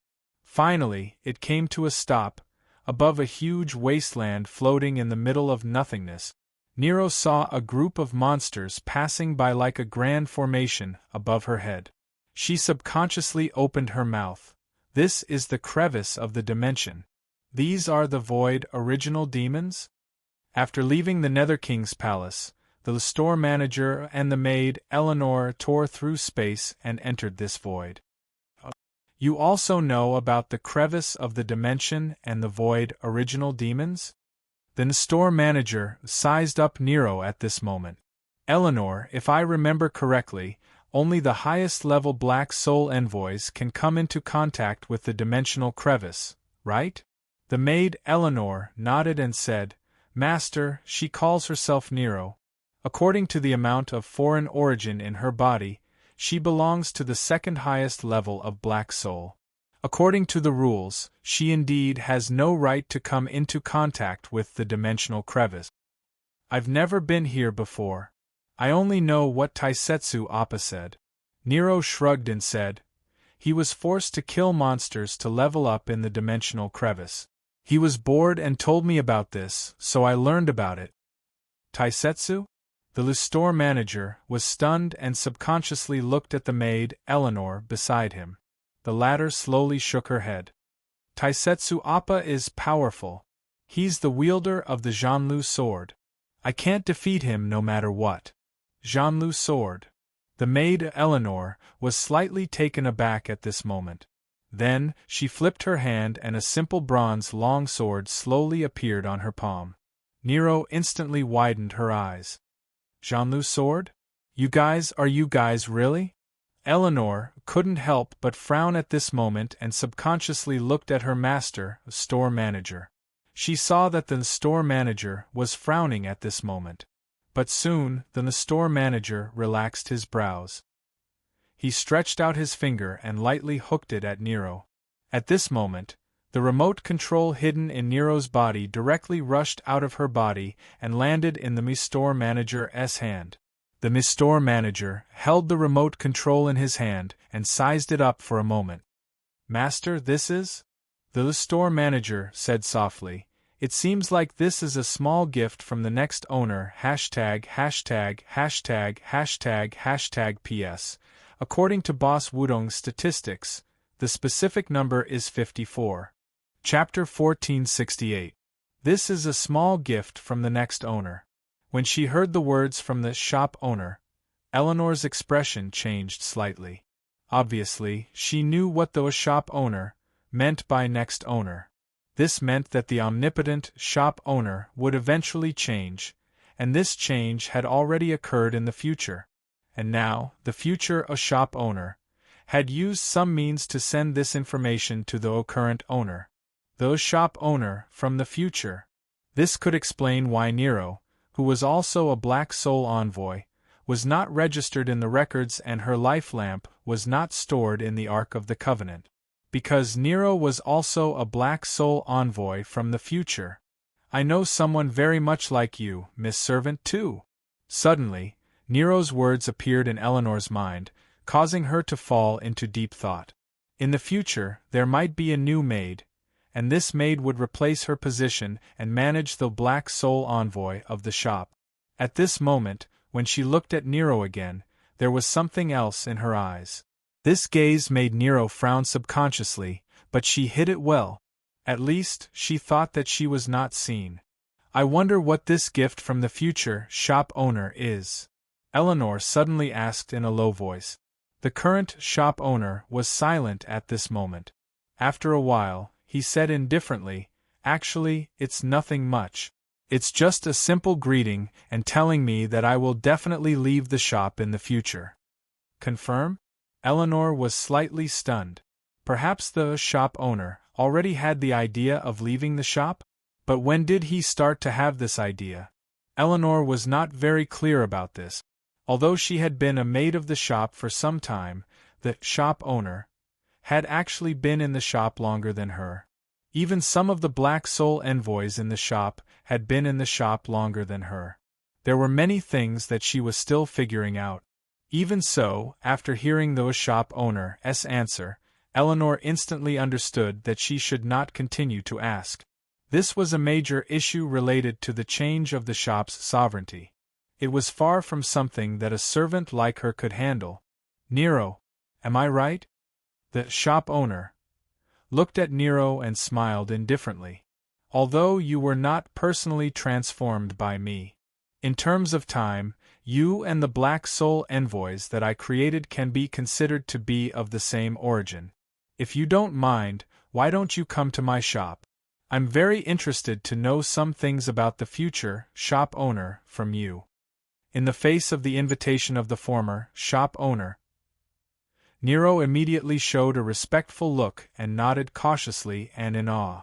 Unexpectedly, the shop owner shook his head slightly and said casually, "There's no need to pretend to be timid and stupid in front of me because there's no need to. Don't you think that your stupid appearance will make me think that the new shop owner, who will replace me in the future, might be a guy with bad taste?" Nero's says, "From what I see, it's the same origin, isn't it?" The current shop owner smiled like a kind elder looking at a child. "It seems that in the future you will like him very much." Nero shrugged and said indifferently, "Anyway, I don't hate it."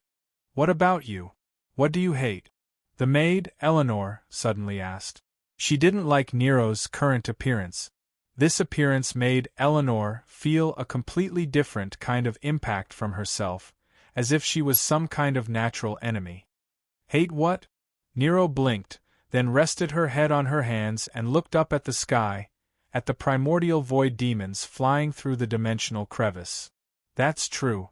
What do I hate? If I have to say it, I probably hate everything. All of them," Eleanor sneered. "Including yourself? Since it's everything, it must include my own. Little Miss Maid, your IQ is very high." Nero smiled cheekily. Eleanor, on the other hand, didn't argue with her. She thought about the future. In the future, the person who replaced her as the maid, how would she get along with Nero? Would she be so angry that her teeth would itch? She even thought of another thing. That was, Nero said that she hated everything, but she didn't hate the future shop owner. However, as a maid, Eleanor knew her place and didn't discuss anything about the shop owner, even though he was the future shop owner. Eleanor took a deep look at Nero and walked past her. She reached out and opened the passage to the real world. Then, she said indifferently, "Then, please, Miss Nero. I like to see the other party's helpless expression." At this moment, Nero directly gestured a heart to Eleanor, and said in a sweet tone, "Love you." Eleanor shook her head. She didn't know what her future maid had done wrong for her to meet such a weirdo. "No, if there is really a maid who replaces me, she must be trained by me. I must train her to be a lady. I must not allow a maid like Nero, who is like a wild animal, to manage the shop's black soul envoy." She quietly made up her mind. So, she turned around and walked into the passage. Nero stuck out her tongue and followed in with a happy face. She didn't have the confused and frightened look at the beginning. Instead, she was clearly like a naughty child who came out for an excursion. After that, the shop owner also walked slowly into the passage, but he suddenly stopped in front of the passage. He glanced at the remote control in his hand, and then looked back at the entire dimensional gap behind him. At this time, the current shop owner said in a low voice, "Interesting. In the future, do you want to change something, or do you want me to do something? Or, in the future, you finally realized the essence of a source?" He suddenly laughed softly, then put away the remote control and walked into the passage with his hands behind his back. From here, he returned to the modern world. Where is this? In the end, Nero still showed a dumbfounded look. After returning to the modern world through the passage opened by Eleanor, Nero was stunned. "Modern world, what's the problem?" Eleanor turned back and asked indifferently. Nero opened her mouth and then walked forward. She was now in a building, and this building was probably nearly 1 kilometer high. In the world in front of her, tall buildings like this were everywhere, and there were a large number of pipes shuttling through the buildings. This was exactly the appearance of a super sci-fi futuristic city. But that was not all. Nero raised her head and looked at the sky. Above the sky, she even saw another world, a world that had turned upside down. This is the modern world? Nero was completely shocked by the inverted world in front of her. At this time, Eleanor smiled slightly. Finally, something really scared this little black soul who didn't know the immensity of heaven and earth, right?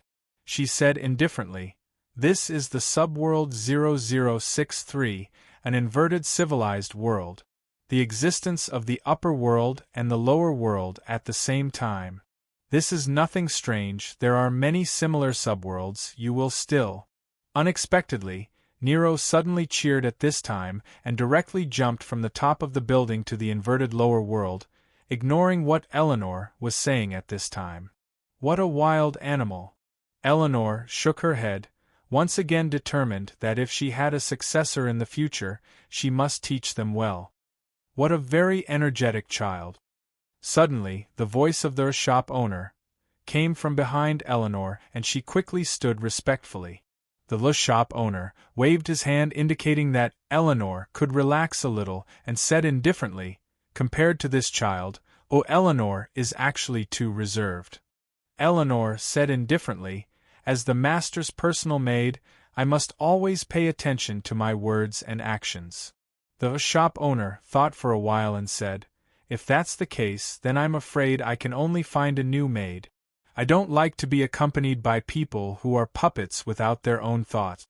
"Well, maybe I should really find a puppet to take the job of a maid, this way you can have more freedom, Eleanor." Eleanor didn't say anything. She clearly knew that the shop owner's will was above everything, even if it was just a joke, it couldn't be taken lightly. "It's all up to the master." The maid Eleanor nodded respectfully. The shop owner shook his head, then waved his hand. An invisible force caught Nero, who was jumping to the upper world, back. The shop owner said indifferently, "Little guy, if you want to play, I'll give you time in the future. Now, accompany me first." "There's a fee," Nero said with a smile. 800 for one time, double for one night." The shop owner didn't care at all. He just casually knocked Nero's head and smiled. "You don't belong to this era, even if I give you achievement points, you can't exchange it for anything. However, I won't let you come here for nothing." "Wow, former shop owner. Do you have something hanging on your thigh?" Nero didn't plan on keeping his integrity anymore. The current shop owner smiled at this time. It seemed like it was because he encountered something that made him happy. It wasn't the kind of indifferent and polite smile. It seemed like it came from the heart. The maid Eleanor was slightly startled. In her memory, it seemed to be the first time the shop owner showed such an expression. Future. Why would he leave the shop in the future? Future. The new shop owner. Who would take over from him in the future? What would he look like? Would he be easy to get along with? Future. Was there really a way to return to the past from the future? Or was there a way to go from the present to the future? Eleanor suddenly had an idea. Yes, as long as the price was enough, there would definitely be a way. With many questions, the maid Eleanor slowly followed the shop owner into the building under her feet. By the way, this building, which was the tallest building in subworld 0063, was currently the shop owner's property. The other identity of the shop owner was the CEO of the biggest company in this subworld. Of course, it was because he was bored. Right, Eleanor? Before entering the residence on the top floor of the building, the shop owner suddenly ordered with an expressionless face, "Provide 15% of the subworld's tax. The current transaction volume is still too little. We need to make the residents of the subworld more dissatisfied and yearning." "Yes, master." Eleanor nodded directly. Nero, who was behind him, blinked and looked at this scene with interest. "This shop owner is probably a completely different type from my master, right?" In the office of the building, the shop owner slowly sat down and asked casually, "What kind of person is the next shop owner?" "Let me tell you." Nero's eyebrows were curved at this time. "The master who converted me is a womanizer. Not only did he lay his hands on Miss Maid, but he also didn't let go of a small employee like me, and he also flirted with other women all day long." He. Listening to Nero's narration, the shop owner just smiled from time to time. He knew that the conversation with Nero wouldn't be too easy. The gate of the manor slowly opened, and Taisetsu seemed to have been waiting in front of the gate for a long time. When the beetle slowly drove in and finally parked in the garage, Taisetsu seemed to be completely relieved.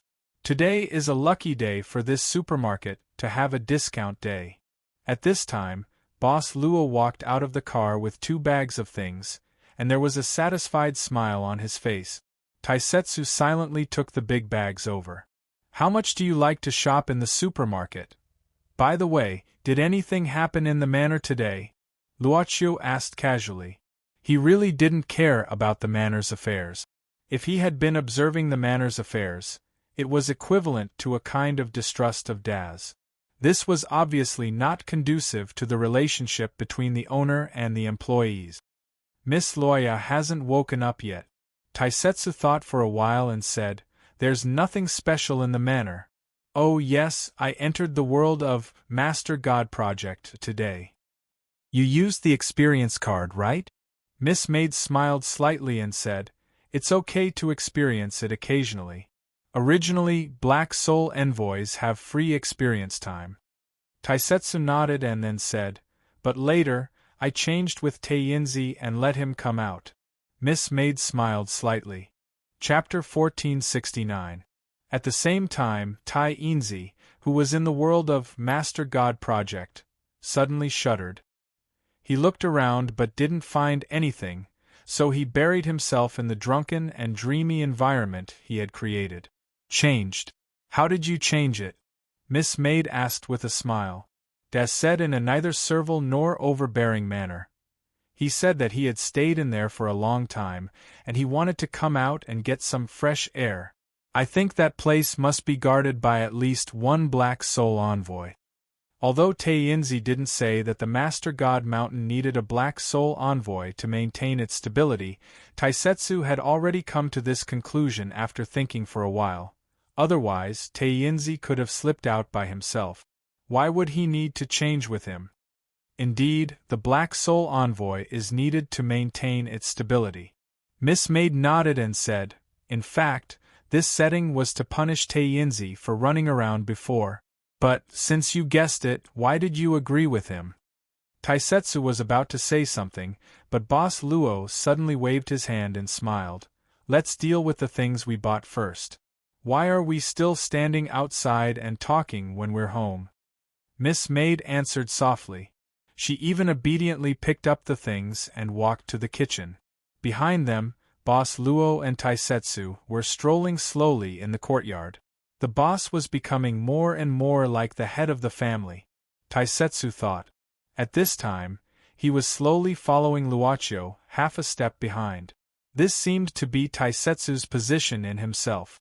Luoqiu looked back and stopped at the same time. At this time, Taisetsu immediately approached and listened.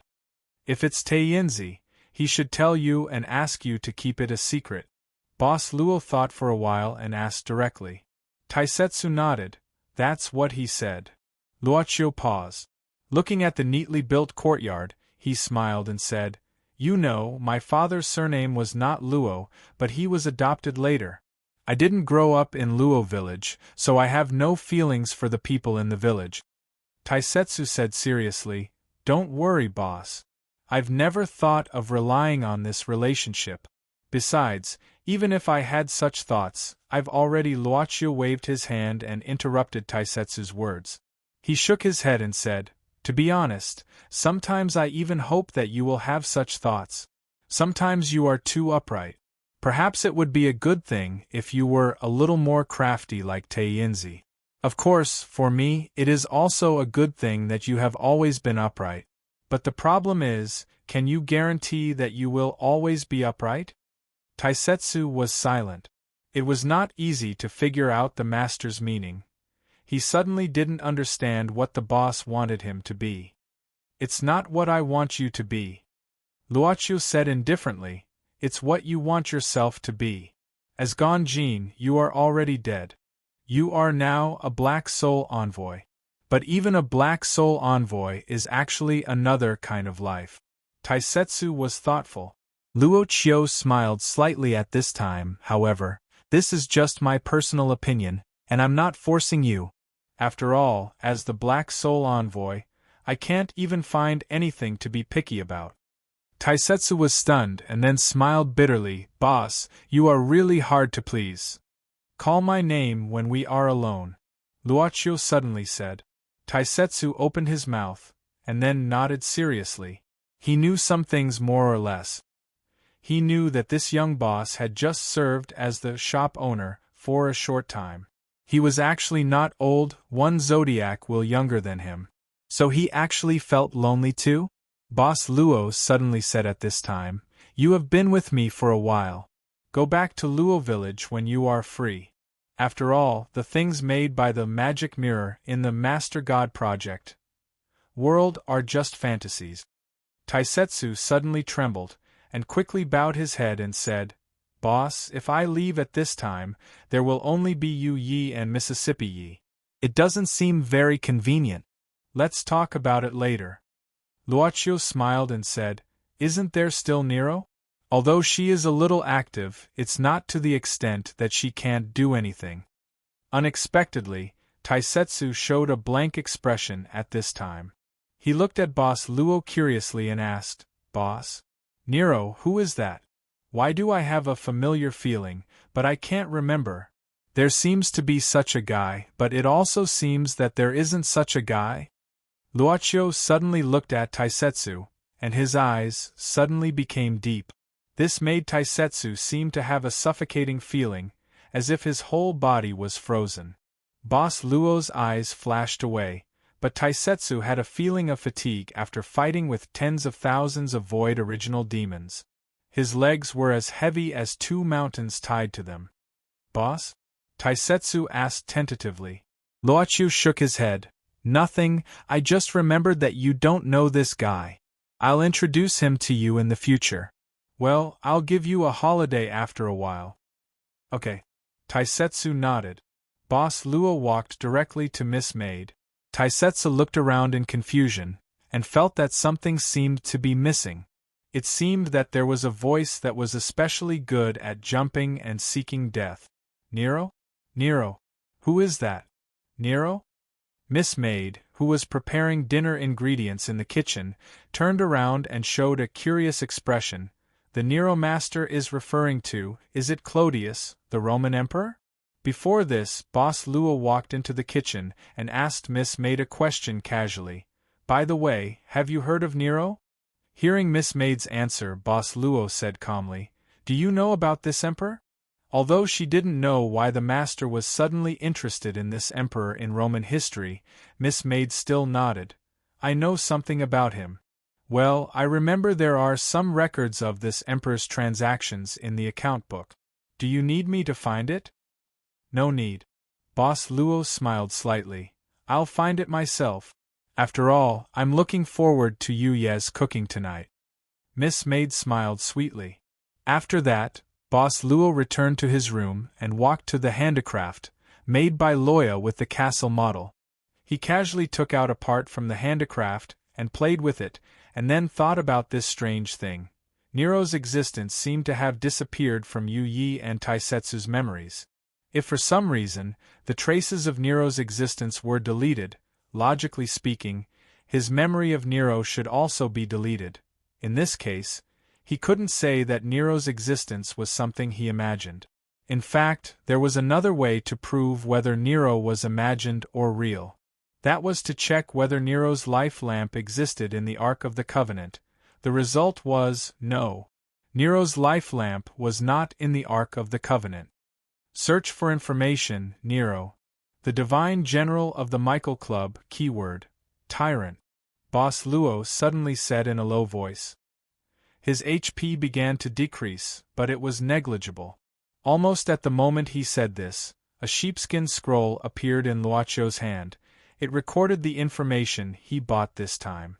Putting the parts removed from the handicraft back to their original places, Luoqiu opened the sheepskin scroll on the table and read it carefully.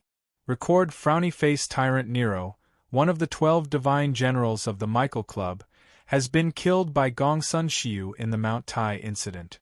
There was only one sentence on the sheepskin scroll. The information showed that Nero had been killed. Her successor did not become a Black Soul envoy. Calculate. Luocchio pondered for a moment and suddenly said in a low voice, "The possibility of history changing." Another sheepskin scroll appeared in Luoccio's hand. He opened it and quickly glanced at it, then frowned and said in a low voice again, "Extract the transaction content." At this time, the third sheepskin scroll appeared in Boss Luo's hand. He opened it again. This time, Boss Luo frowned deeper. Because the third sheepskin scroll actually said, "The transaction content has been encrypted according to the customer's request. The owner does not have enough time to cancel the encryption request. Please continue to work hard. Keep up the good work." Boss Luo couldn't help opening his mouth. It seemed that the altar hadn't urged him to do business for a long time. After all, the Master God plan had been making a lot of money and the profit was quite good. So, was he being despised? Luocchio held the third sheepskin scroll and slowly paced in the room until the sunlight finally disappeared, and the ground was completely covered by the walking shadows. When the last light on the horizon disappeared, he said in a low voice, "Calculate the range of customers who have the ability to change history. Additional condition: the possibility of encryption permission exceeding my current HP." This time, the sheepskin scroll did not appear immediately. Luocchio was not in a hurry. He had always been patient. He silently felt his HP decreasing. When the HP decreased to almost 1/3, the fourth sheepskin scroll finally appeared in his hand. Luocchio opened the scroll expressionlessly. After a casual glance, he was silent for a moment before he slowly put it away. In the end, the fourth sheepskin scroll and the previous scrolls directly turned into ashes. "There is only one answer," Luocchio slowly sighed. There was only one result calculated on the last sheepskin scroll. Future you. Future me. Why did I erase Nero's history? Luocchio couldn't help but fall into deep thought. At the same time, he felt relieved that he couldn't find out the reason for Nero's disappearance. As the club owner, in theory, no one could restrict him except the altar. Even the altar was almost in the state of, "I don't care about you." But what if it was his future self? The only one who could restrict himself like this was his future self, because his future self would be much more powerful than his current self, or at the very least, he would know more. The question was, why did his future self do this? Why did he just let himself remember Nero's existence? Did he deliberately let himself discover this matter, and then calculate the answer of future you? Future me. Do you want to talk to me? This was the conclusion that Luocchio came to after considering many factors. But if he wanted to talk to his future self, it was tantamount to peeping into the future. Yu said that the previous club owner peeped into the future, but his life was almost exhausted. To be honest, Luocchio didn't have the confidence to make such a purchase at this time. No. Looking at his remaining HP, Luocchio suddenly frowned. It was impossible for his future self to not know his current state, and he wouldn't be unfamiliar with his current HP. So, future me didn't want him to talk to him at all. The key is, Boss Luo smiled at this time, only I still remember Nero. Because he still remembered the existence of Nero, he would care about the content of the transaction. Then, in order to get this part of the transaction, he needed to get a lot of benefits in the short term.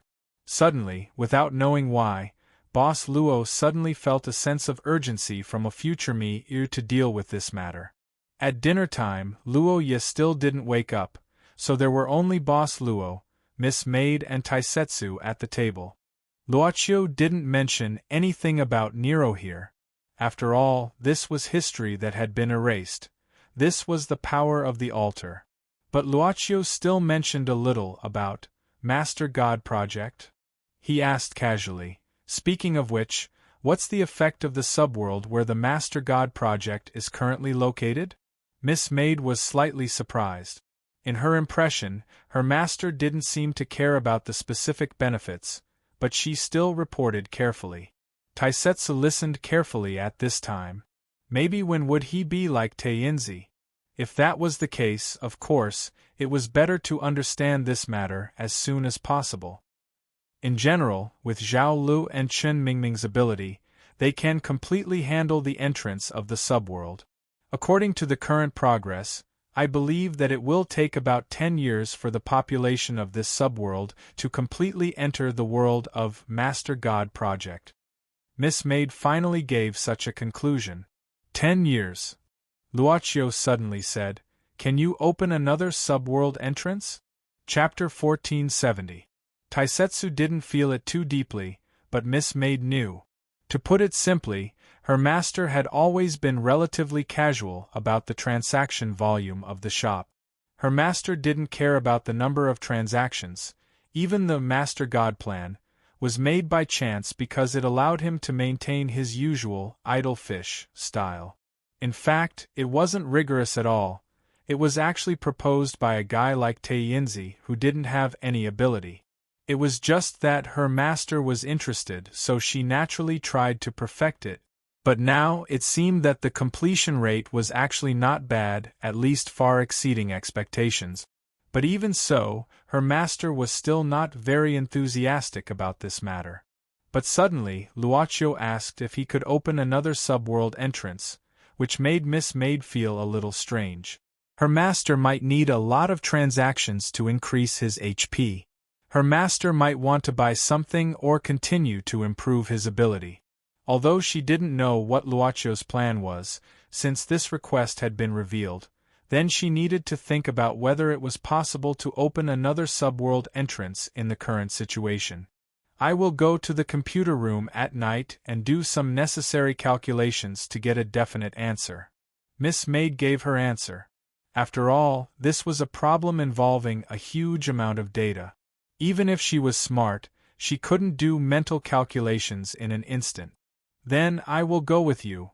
Boss Luo nodded. It seemed that her master had really become Master God Plan. Miss Maid couldn't help but quietly began to make some changes to her future work.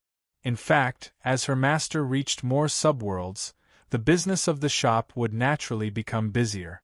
In this case, the number of messengers in the shop was obviously not enough. In this way, there were only two solutions: create new Black Soul messengers, or recall those Black Soul messengers who were on vacation in advance. After dinner, Boss Luo simply said, "I will go to see Loya. See you in the computer room later." After that, he walked to the attic room where Loya was. At this time, Miss Maid stopped Taisetsu, who was cleaning up the dishes. "Taisetsu, go to the crack of the dimension tonight." Crack? Taisetsu couldn't help but be stunned, then nodded. "Okay. But what do you need me to do?" Miss Maid smiled and said, "Nothing special. I just need to kill more of the guys inside. I need to replenish the stock of exotic source." This a little more. How much more is it? Then, I will try to kill more. Taisetsu had to nod. Anyway, it wasn't a particularly troublesome thing. It's just going into the crack and killing brainlessly. It's as a way to digest after dinner. However, if I want to replenish the source of foreign body, doesn't it mean that I need to create new Black Soul messengers? Taisetsu couldn't help but remember the conversation with Boss Luo in the courtyard before dinner, so he asked subconsciously, "By the way, Miss Yi, do you know Nero? The Emperor of Rome, of course. Is there a problem?" "No, I just heard the boss mention it casually, so I'm a little curious." Taisetsu shook his head. "I think, as an employee, if the boss asks and I don't know anything, isn't it a bit, master?" Now that you mention it, that makes sense." Miss Maid agreed with Taisetsu's point of view very much, and she even showed a look of appreciation. She opened her palm and took out a book about 10 centimeters long. "Take this book and read it. It contains the historical materials of the entire Roman Empire." "I'm just asking casually, I'm not going to read it." "Okay, thank you, Miss Yi, I'll finish reading this book." Taisetsu took the thick history book of the Roman Empire expressionlessly. I really want to fall to the ground. Speaking of which, I haven't read since the college entrance examination. Then, I'll go to the crack now. Okay. Miss Maid nodded and directly opened the passage for Taisetsu to enter the crack.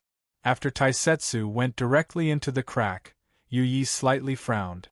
Even Taisetsu mentioned the name Nero.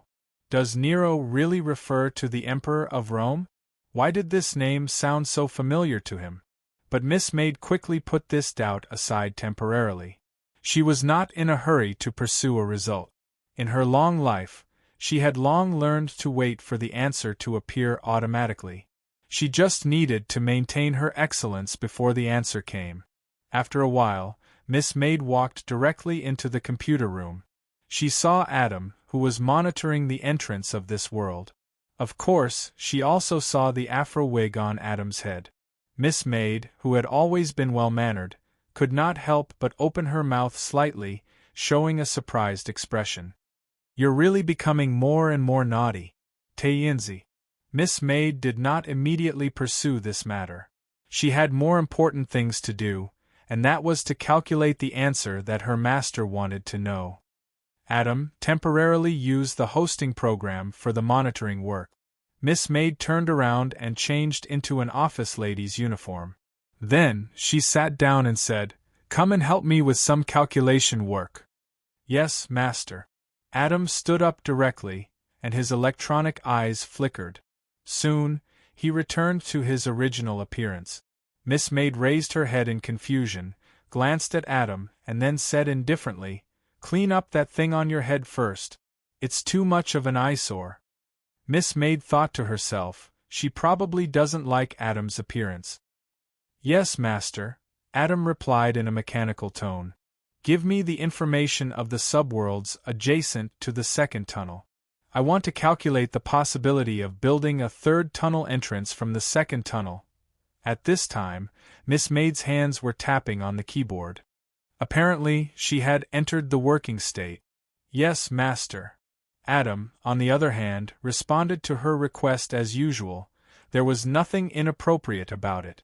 In the room of the attic, when Boss Luo arrived, Mian stuck to him as usual. Looking at the pillow bending its waist with difficulty, Boss Luo thought of the fear of big-bellied people towards curling their bellies. "Master, I'm here to pay my respects to you." "What the hell is a servant?"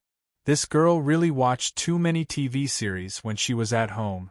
From Mian, Luochio actually saw Ren Xiling's shadow from time to time. He shook his head and asked casually, "Didn't Luoya wake up today?" "No." Mian answered respectfully. Then she looked behind Boss Luo and found that he came alone.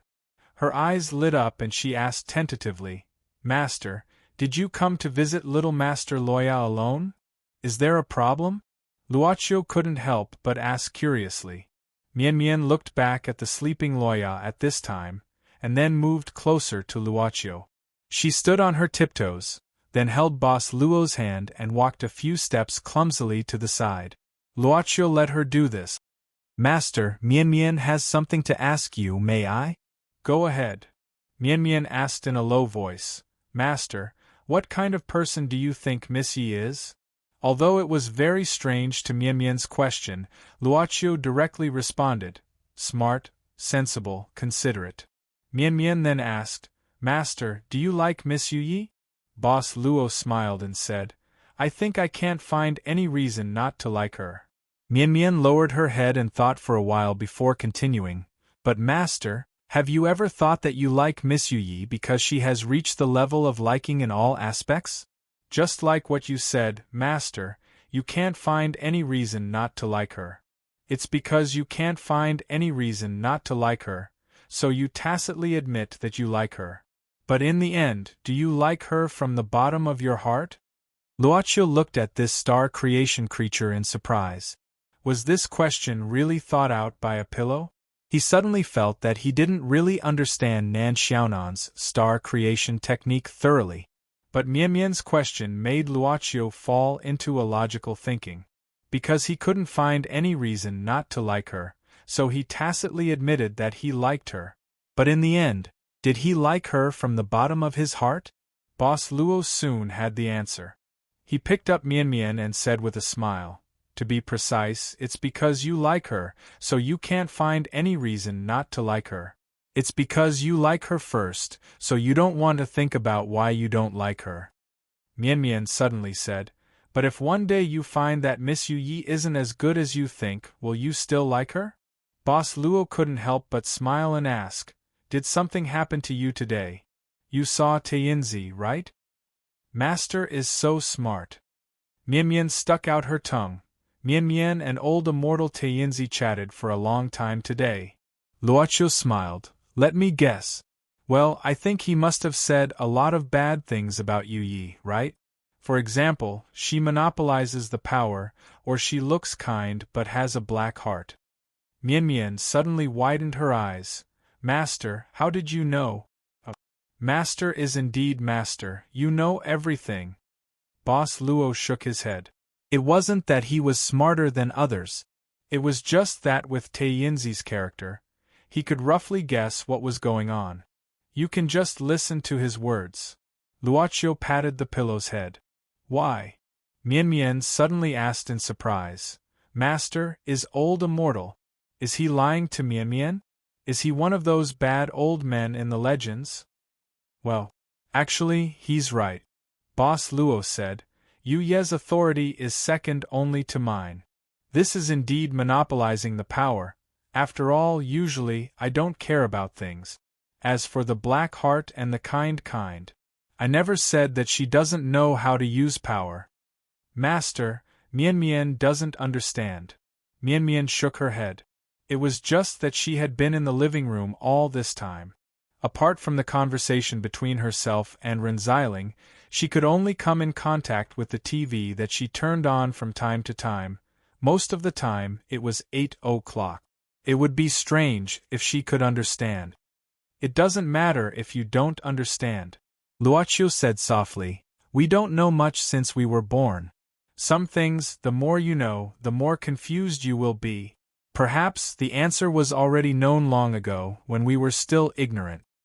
Mian Mian still doesn't understand. Mian Mian is too stupid." Mian Mian shook her head pitifully again, then immediately cheered up and said, "But it doesn't matter. Anyway, as long as Master tells me to do something, Mian Mian will do it. This way there will be no mistake." Luoqiu didn't say anything about this. The simpler the thought, the higher the happiness. It was true. "By the way, Master, this is what old God, that terrible old man, asked me to give you." At this moment, Mian Mian unzipped her body and took out a small note. "Humph! If I had known, I wouldn't have helped him. That terrible old man." He took the note from Mian Mian and opened it casually. He was silent for a moment, then put the note away and asked, "When he gave you the note, did he say anything else?" "He said that he could only give it to Master secretly and not let anyone find out, especially Miss Yu Yi," Mian Mian said straightforwardly. Poor Tainzi probably didn't know that he had been sold out by Taisetsu and Mian Mian one after another. "Then keep this a secret for me," Luoqiu said suddenly. "Only you and I know about it. Is that okay?" "Okay." Mian Mian nodded vigorously. Luoqiu glanced at Luoya, then put Mian Mian down beside her. "I'll come back tomorrow. You continue to accompany Luoya here. If you're bored, this is to relieve your boredom." Boss Luo waved his hand, and a tablet computer appeared beside Mian Mian. It was for watching TV series. "Thank you, Master. Mian Mian will cherish it well." Mian Mian's eyes lit up, then she pounced in front of Boss Luo, kissed him on the face, and started to fiddle with the tablet computer contentedly. "Have a good rest." Luoqiu walked to the door and turned off the light. Mian Mian suddenly raised her head and asked, "Master, besides Miss Yu Yi, will you like anyone else?" Luoqiu didn't know why he suddenly thought of Long Shirua when he heard Mian Mian's question. He was silent for a moment and finally said softly, "If it's something other than her, I still have feelings for her." His love for Miss Maid was sentimental. If it was any other kind of affection other than the kind of affection he had for her, there would still be. Mian Mian used the tablet computer to search for the dramas that she hadn't finished watching before she became Xing Creations creatures, and Boss Luo's last words echoed in her mind. Well, although she didn't quite understand it, she'll still like it. Little Master still has a chance. Chapter 1471. Adam, do the possibility model of object number 9 again. I just adjusted the new parameters. It should be able to increase the success rate. Master? Miss Maid looked back and saw Boss Luo standing behind her, so she quickly stood up. Luocio naturally put his hands on Miss Maid's shoulders and stopped her. Seeing that you are working hard, I won't disturb you. Yu Yi is also very beautiful when you work hard. As a maid, how could she not sense her master's arrival?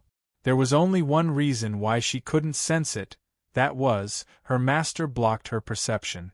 Miss Maid gently leaned her head on Boss Luo's hands. She even closed her eyes and felt this moment of peace.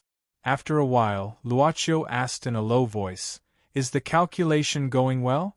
Miss Maid opened her eyes and said, "So far, we have found 3 worlds that may meet the standard performance, and now we are doing the calculation with higher stability. Master, look, these are the 3 subworlds." Because the subworld where Zhao Lu and Chen Mingming were stationed was used as a springboard to find the target, so relatively speaking, the development direction of the 3 subworlds was similar to the technological world. Even one of the technological world had completely developed to the extent that all the human body was placed in the nutrition cabin and the spirit directly lived in the virtual world. The whole world was running under the arrangement of the host. The civilization of the whole subworld more or less gave Boss Luo a wonderful sense of immediacy.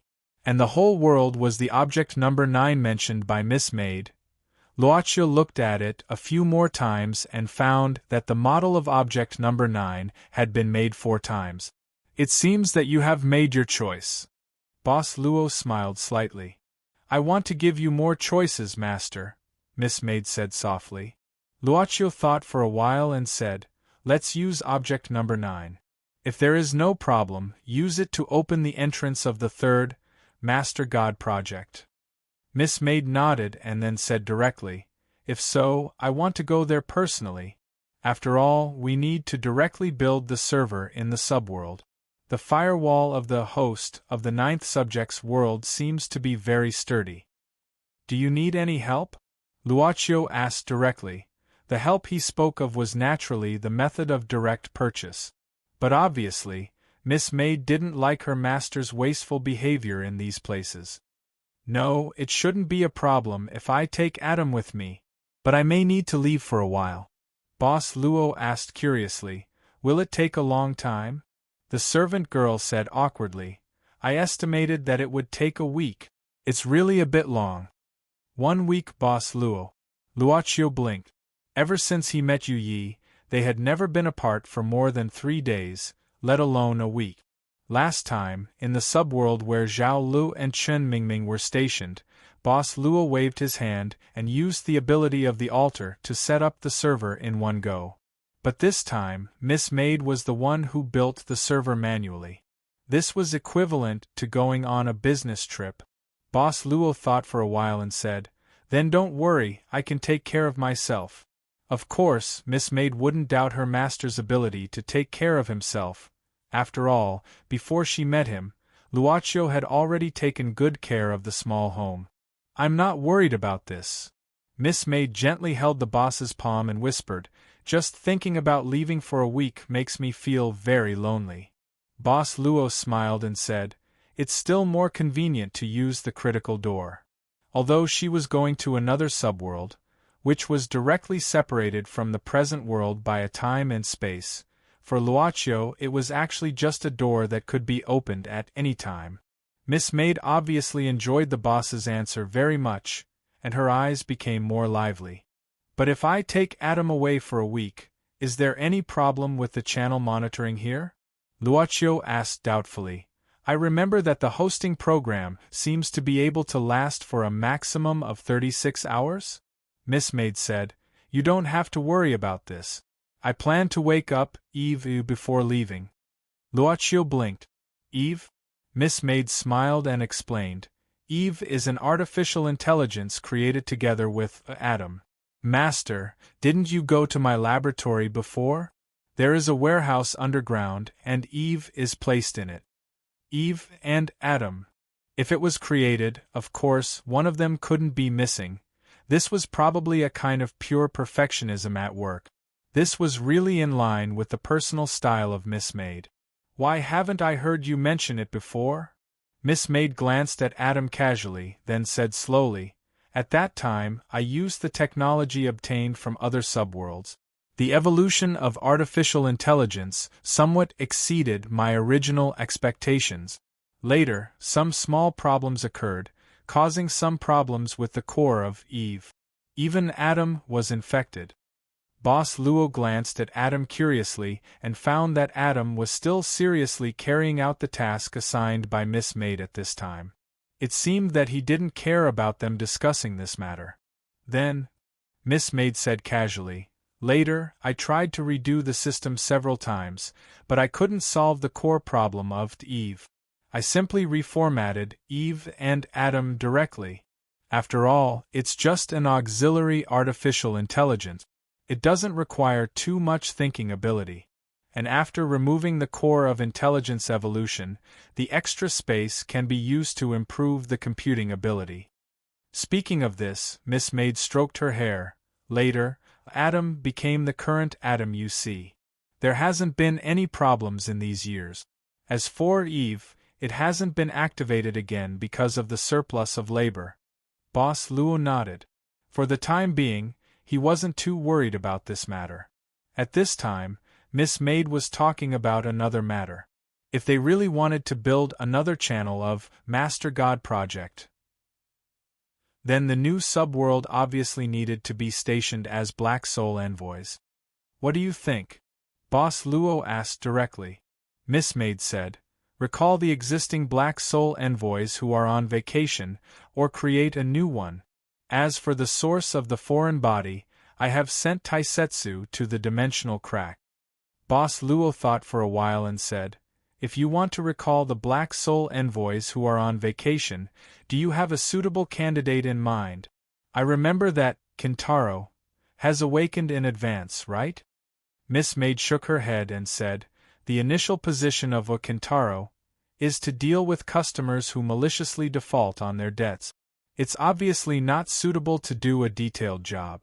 At present, it seems that number 18 and number 9 are very good choices because they are not on vacation. But if it's number 9, let him stay in Kelowna. Luochu shook his head. Nothing too special, I don't want to disturb his current life. Number 18? Miss Maid looked at the master and said, She has been wandering outside for some time, should we continue to let her go? Boss Luo thought for a while and said, If it's a black soul who is on vacation, do you have a good suggestion? Well, Miss Maid thought carefully for a while. Eleanor is actually a very good candidate, Master, you've already met her once. Eleanor was one of the 12 knights Lancelot who was guarding the Queen of Britain. As for the current queen, she was actually a student of Miss Maid 60 years ago, although the teacher-student relationship between them originated from a deal. Eleanor, the former Miss Maid of the shop, obviously had no doubts about her ability. As a candidate for the garrison, there was nothing to be picky about. But Boss Luo finally shook his head. He still didn't want to disturb those Black Soul envoys who used a lot of performance points in exchange for a vacation opportunity. Because he had a direction, he would consider the need for a large amount of profit. But if he violated the original purpose because of this, he always felt that the loss was not worth the gain. She would slowly become like the former one, for a large number of transactions? Maybe Master can try to make a servant-type Black Soul envoy. Miss Maid obviously saw through her master's thoughts at this time. We can make more than a few Black Soul envoys with a single function to complete the management work of the new subworld channel. The so-called servant-type Black Soul was the lowest level among the Black Soul envoys. Tainzi was actually at this level, so he had already shown the appearance of an inferior product in the early stage of creation. But this guy gradually improved because of the Master God plan, which was regarded as an anomaly. However, except for Tainzi, among the Black Soul envoys transformed by Boss Luo later, there were no more servant-type Black Soul envoys, and all of them were relatively advanced. Let me think about it carefully, Luoqiu pondered for a moment. Anyway, the construction of the new server will take at least a week. Okay. Miss Maid nodded and said, "Then I'll prepare tonight and leave early tomorrow morning." Boss Luo accompanied Miss Maid in the computer room for a while, and then returned to his room. He sat in front of the desk near the window, thinking about several things at the same time. The main thing was Nero's matter, and the potential problems caused by this matter. The problem of needing a much larger amount of HP than he currently had. Luoqiu wasn't used to being in a state of waiting anxiously all the time. Obviously, this matter couldn't be rushed. Therefore, as long as he waited for the second subworld channel to open, then he could increase the speed of life points accumulation. After all, the channel of the second subworld could be opened, which meant that in the future, the third, fourth, and even more channels could be opened. In the end, when the channel radiated enough subworlds, the speed of his original life points accumulation would obviously not be much worse than the previous boss crazy method of opening the critical door and crazily producing Black Soul envoys. The most important point was, he still didn't need to make himself trade all the time. Perhaps in the future, he only needed to speed up the process of the Master God plan through Nero's matter at this time? There was a saying that if one could work harder when one was young, then one's future state would be better than before. Or rather, the changes in the past could directly affect one's future state at a certain point in time. If he began to accumulate a large amount of life points now, then his future self might be able to have a large amount of life points after waking up. Then he wouldn't suddenly find himself so short of life points just because he needed to do something.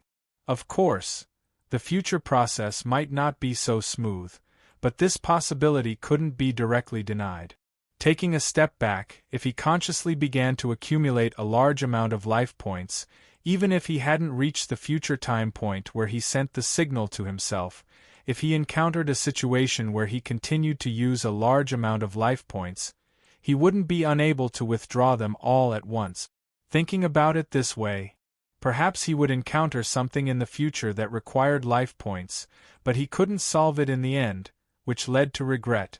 Then in the more distant future, the future self sent this signal to his past self through this means?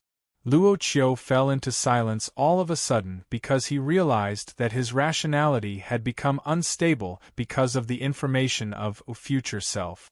He couldn't help but whisper to himself, "Sure enough, it's difficult to escape the proposition of selfishness in the end." He shook his head and decided not to continue digging into this problem for the time being. All of this, he would think about it after he accumulated a large amount of life points. After temporarily putting aside Nero's matter, there were only 3 things in front of Boss Luo. The first was the disappearance of Claudia's father, Professor Siejitu. This involved Golden Pupil and Acacia's record. The second was the matter of Teacher Poulin and Mr. Smith's family. Boss Luo originally intended to just watch this matter because this was the matter that Nero first came into contact with, but Nero was temporarily erased from history because of this matter. Perhaps if he continued to pay attention to this matter, he could find a clue about Nero's disappearance. The third thing, Luoqiu opened his palm, and a neatly folded piece of paper suddenly appeared in his palm. This was the note that Tainzi asked Soft to give to him in private.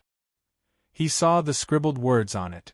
Cicero was a remnant of the eternal kingdom that Luoqiu met when he walked into the spiritual illusion of Cicero's remnant alone at the top of the Penglai treasure vault. Logically speaking, this was something that only he knew. How did Tainzi know? Chapter 1472. As soon as he woke up in the morning, Miss Maid had already left the manor and brought Adam to the new subworld to build the server. Luaccio found the breakfast in the dining hall. It was still warm. Obviously, Miss Maid had just left. At this time, a robot similar to Adam, but obviously designed for a female, slowly walked over with fresh milk in her hands. "Boss, this is the fresh milk prepared by Master, please drink." It was a gentle and delicate female voice, much better than Adam's stiff electronic voice. Boss Luo took the cup from the female robot, looked at her up and down, and said, "You are Eve?" "Yes, boss." The female robot said respectfully, "From today onwards, I will temporarily take over Adam's work. In addition, if you need anything, you can directly ask me. Master has said that you have the highest authority over me." Boss Luo smiled casually. "I'm fine, you just focus on monitoring Adam for the time being." "Well, you really don't remember what happened in the past?" He was still a little interested in what Miss Maid said, that there were some changes in the core of Eve. Could artificial intelligence also give birth to something like a soul? But in Boss Luo's black and white vision, Eve was just a pile of road maps in front of him, and there was no soul that could attract his attention. What happened in the past? Eve showed a puzzled expression. Perhaps because Miss Maid preferred the female image, Eve not only looked quite delicate, but even her expression was very vivid.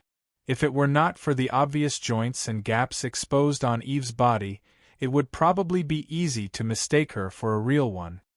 "It's what happened before you were formatted." Eve shook her head. "I'm sorry, Master just formatted me again, so I didn't leave any record of what happened in the past. Go do your work, I'll take care of it myself." Luaccio waved his hand and let Eve go to work. Looking at Eve walking slowly to the computer room, even making metal clanking sounds as she walked, Boss Luo suddenly thought of Soft. A pillow that had a life and could think under the effect of the Star Creation Warlock. So, if the Star Creation Warlock was directly used on Eve or an artificial intelligence like Adam, what kind of chemical reaction would it produce? In fact, generally speaking, a Softa already had a soul, but it was a fake soul. Although it was just a fake soul, it was directly given by the Star Creation Warlock. This was one of the most powerful means of the world that had developed to the limit and finally had to be restarted after Nan Xiaonan was born. Although Nan Xiaonan's hometown had been destroyed and restarted again, obviously, the progress of its civilization had far surpassed the subworld where Luaccio was located. It was still very interesting to see the development of different civilizations in different subworlds. But thinking that so many subworlds were under the management of the same Araya system and were just breeding grounds for a perfect world, Luaccio naturally thought of the remnant of the Eternal Kingdom that he encountered in the Penglai treasure vault. Cicero. Thinking of this, Boss Luo directly descended on the God Mountain in the Project God's world. Of course, he didn't enter directly with his body, but with his game account in this world. When Boss Luo saw Tainzi, the old Taoist priest was pouring raw eggs into a cup. A large cup that seemed to contain more than 10 raw eggs. Then Tainzi raised the cup filled with raw eggs to the sky. A toast to freedom, a toast to death. Ah! After swallowing a mouthful, the round egg yolk slid down Tainzi's throat. He finally burped and revealed a satisfied expression. "The sun rises in the east." Though Luaccio wasn't very clear about the meaning behind these words, or perhaps it was just his nonsense, he still made some slight movements. Tainzi, who noticed the movement, slowly turned around. When he saw that it was his master, his cheeks suddenly trembled. "Master!" Tainzi screamed and flew over. "You can't imagine how shameless this old devil can be when he's shameless."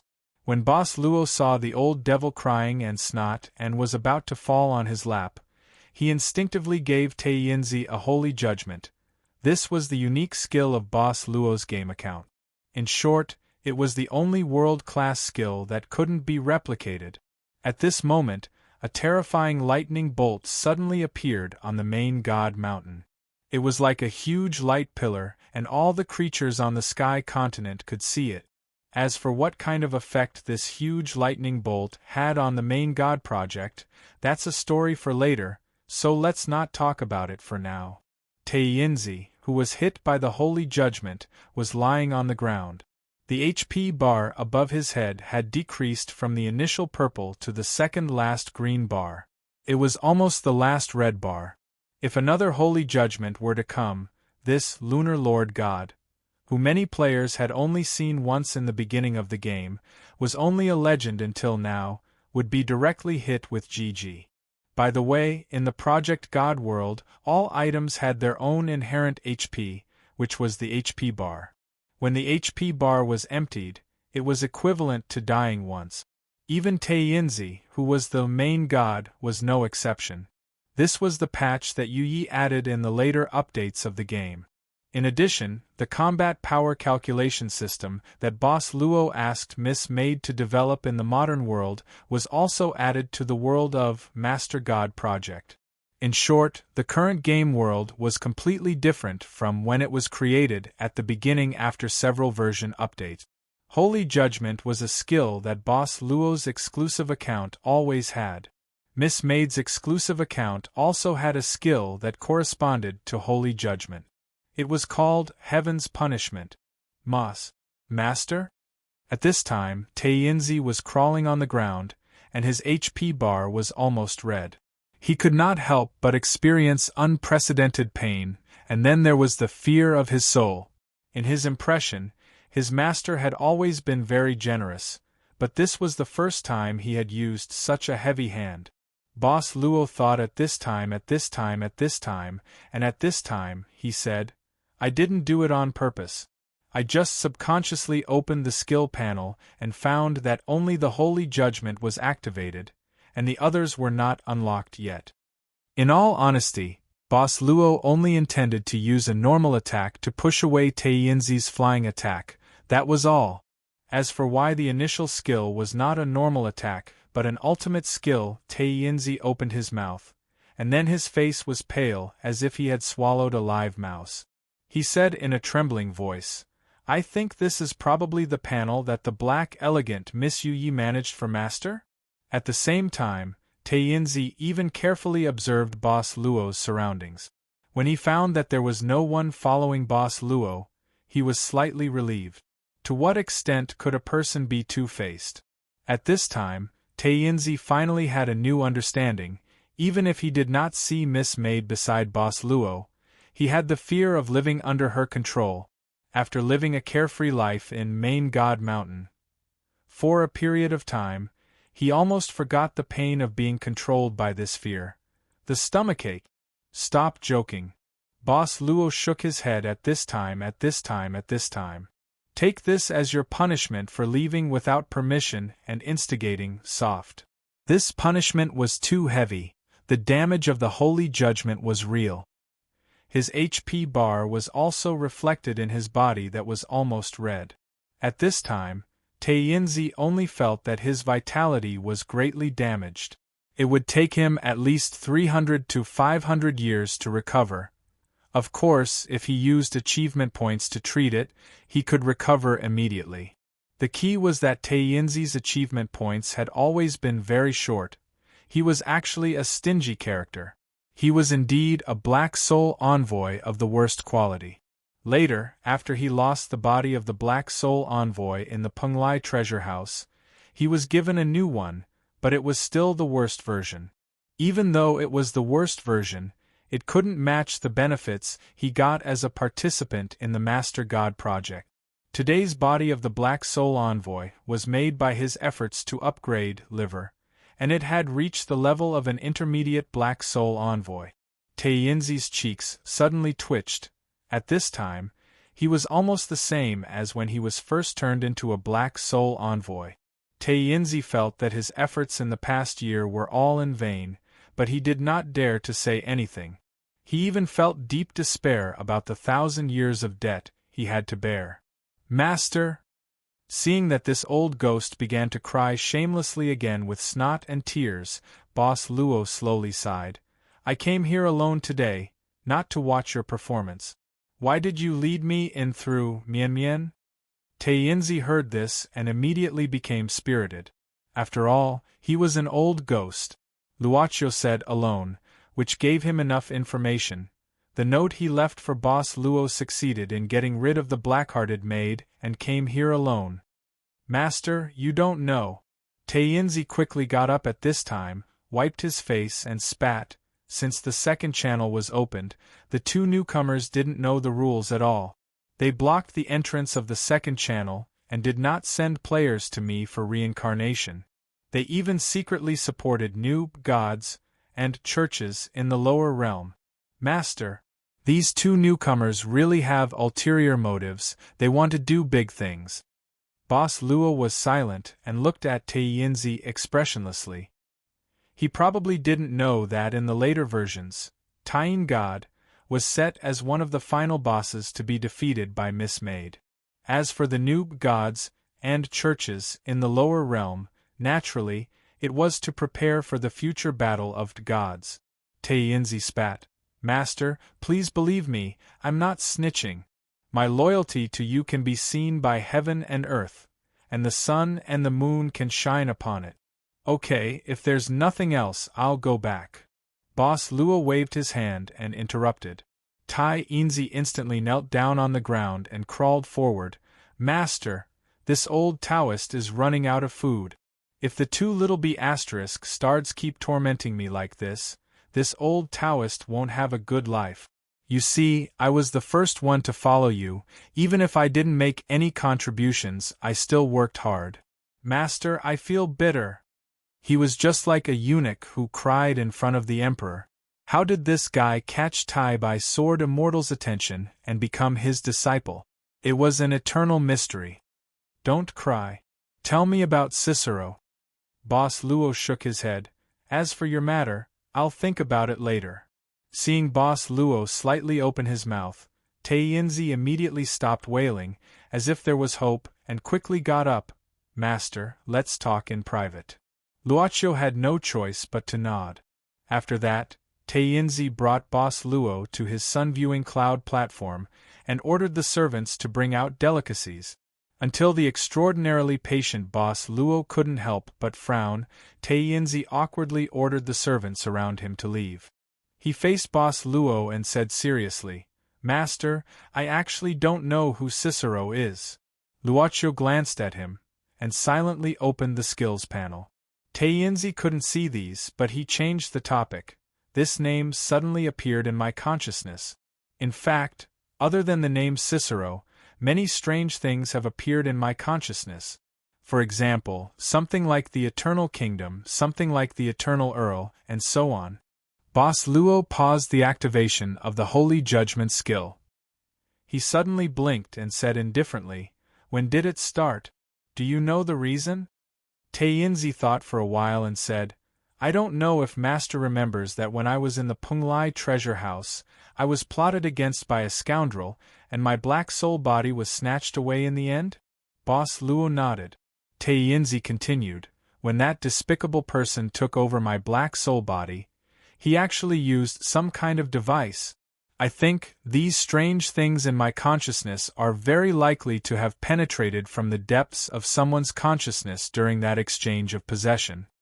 Luoqiu pondered for a moment and suddenly asked, What else do you know? Taiyinzi shook his head. Master, please forgive me, I'm incompetent. This information is scattered. At first, only 1 or 2 words suddenly appeared. Until now, there are only about 10 words. I really can't connect them. But I think that this information may be of great use to Master, so I took the risk to borrow Miss Mianmian's hand to pass this information to you. Master, my loyalty to you can be witnessed by heaven and earth, and the sun and moon can shine upon it. Write down these words. Boss Luo directly waved his hand and interrupted. Unexpectedly, this old guy took out a scroll from his sleeve. It seemed that he had prepared it long ago. Master, I was afraid that I would forget this information, so once they popped out of my mind, I wrote them down immediately. Master, please take a look. Boss Luo opened it directly. In addition to the information about Cicero and Eternal Kingdom, there were indeed bits and pieces of vocabulary. Among the dozen or so words, Most of them could be linked to the information that Boss Luo and Cicero had talked about. But suddenly, a group of words entered Luocchio's eyes. This was something that Cicero did not mention in his words. On the feasibility of origin capture. This seemed to be a thesis title.